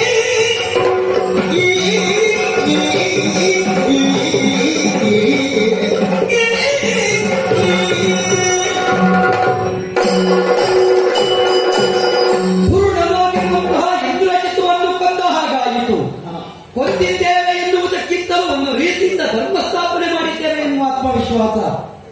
ರಾವಣನ ಬದುಕು ಎನ್ನುವುದು ನಿರೂಪಿತಗೊಂಡಂತಿದ್ರೆ ಅದು ರಾವಣ ಇಂದ್ರಜಿತುವಿನಿಂದ ಎನ್ನುವುದು ಸ್ಪಷ್ಟ. ರಾವಣನ ಗೆಲುವಿನ ಒಂದು ಭಾಗ ಇಂದ್ರಜಿತು. ಅಂತಹ ಇಂದ್ರಜಿತುವಿನ ವಧೆಯಾಯಿತು. ನಮ್ಮವೆಲ್ಲ ಪ್ರಶ್ನೆ ಮಾಡ್ತಾ ಇದ್ದಾರೆ, ಹೇಗೆ ಕೊಂದೆ? 12 ವರ್ಷ ನಿದ್ರೆ, ಆಹಾರ, ಋತುನಾದಿಗಳನ್ನು ತ್ಯಜಿಸಿದ್ದು ಹೇಗೆ? ಯಾವಾಗ ಸಾಕೇತದಿಂದ ನಾವು ಹೊರಟು ಬಂದೆವೋ ಆವತ್ತಿನಿಂದ ಸತಿಯನ್ನು ನಾನು ಬಿಟ್ಟು ಬಂದಿದ್ದೇನೆ. ಅಲ್ಲಿಂದಲೇ ಬ್ರಹ್ಮಚರ್ಯ ಎನ್ನುವುದು ನನಗೆ ಸಿದ್ಧವಾಗಿದೆ. ಹಾಗಾದ ಕಾರಣ 12 ವರ್ಷ ಸತಿ ಸಂಘವನ್ನು ಬಿಟ್ಟೆ. ನಾನು ಗ್ರಹಿಸಿದ್ದೆ, ಗಡ್ಡೆಗೆಣಸುಗಳನ್ನು ತಂದು ಕೊಡುವಾಗ ನಮ್ಮ ಅಣ್ಣನೇ ನನಗೆ ಆಹಾರವಾಗಿ ಕೊಡಬೇಕು ಅಂತ. ನಾನು ತಿಂದಿರಬೇಕು ಅಂತ ನನ್ನ ಕೊಡ್ಲಿಲ್ಲ, ನಾನಾಗಿ ಕೇಳಿ ಪಡೆಯಲಿಲ್ಲ. ಆದರೆ ಗಾಳಿಯೇ ನನಗೆ ರಕ್ಷೆಯಾಯಿತು. ನಾವು ಎಷ್ಟೇ ವರ್ಷ ಬದುಕುವಲ್ಲಿ ಆಹಾರವಾಗುವುದು ನಾವು ಆಚರಿಸುವ ಸೇವಾ ಪ್ರವೃತ್ತಿ ಎನ್ನುವುದು ಸ್ಪಷ್ಟವಾಯಿತು. ಅಲ್ಲಿಯೂ ಬದುಕು ಕಂಡೆ. ಮತ್ತೆ ನಿದ್ರೆ, ರಾಮ ಸೀತೆಯರನ್ನು ಕಾಯುವುದರಲ್ಲೇ ಆಯಿತು, ನಿದ್ರೆ ಮಾಡಲಿಲ್ಲ ನಾನು. ಆದ್ದರಿಂದ ಎಲ್ಲವನ್ನು ಗೆಲ್ಲುವುದಕ್ಕೆ ನಿದ್ರೆಯನ್ನು ಜಯಿಸಿದವನಿಗೆ ಸಾಧ್ಯ ಎನ್ನುವುದು ಶ್ರೀರಾಮ ರಕ್ಷೆಯಿಂದ ನನಗೆ ಪ್ರಾಪ್ತಿಯಾಯಿತು. ಈ ಮಾತನ್ನು ಮಾಡಿದ ಕಾಲದಲ್ಲಿ ಅಣ್ಣನು ಸಂತೃಪ್ತನಾಗಿದ್ದಾನೆ. ಧರ್ಮಾತ್ಮನಾದ ಶ್ರೀರಾಮನ ಅನುಗ್ರಹ ಇರುವಲ್ಲಿ ನನಗೆ ಯಾವ ದುಷ್ಟಶಕ್ತಿಯನ್ನಾದರೂ ಗೆಲ್ಲುವುದಕ್ಕೆ ಸಾಧ್ಯ ಎನ್ನುತ್ತಾ ಲೋಕಕ್ಕೆ ಮಂಗಳದ ಮಾತನಾಡ. ಭದ್ರಂ ಶುಭಂ ಮಂಗಳ. ರಂಗನಾಯಕ ರಾಜೀವನೋಚನ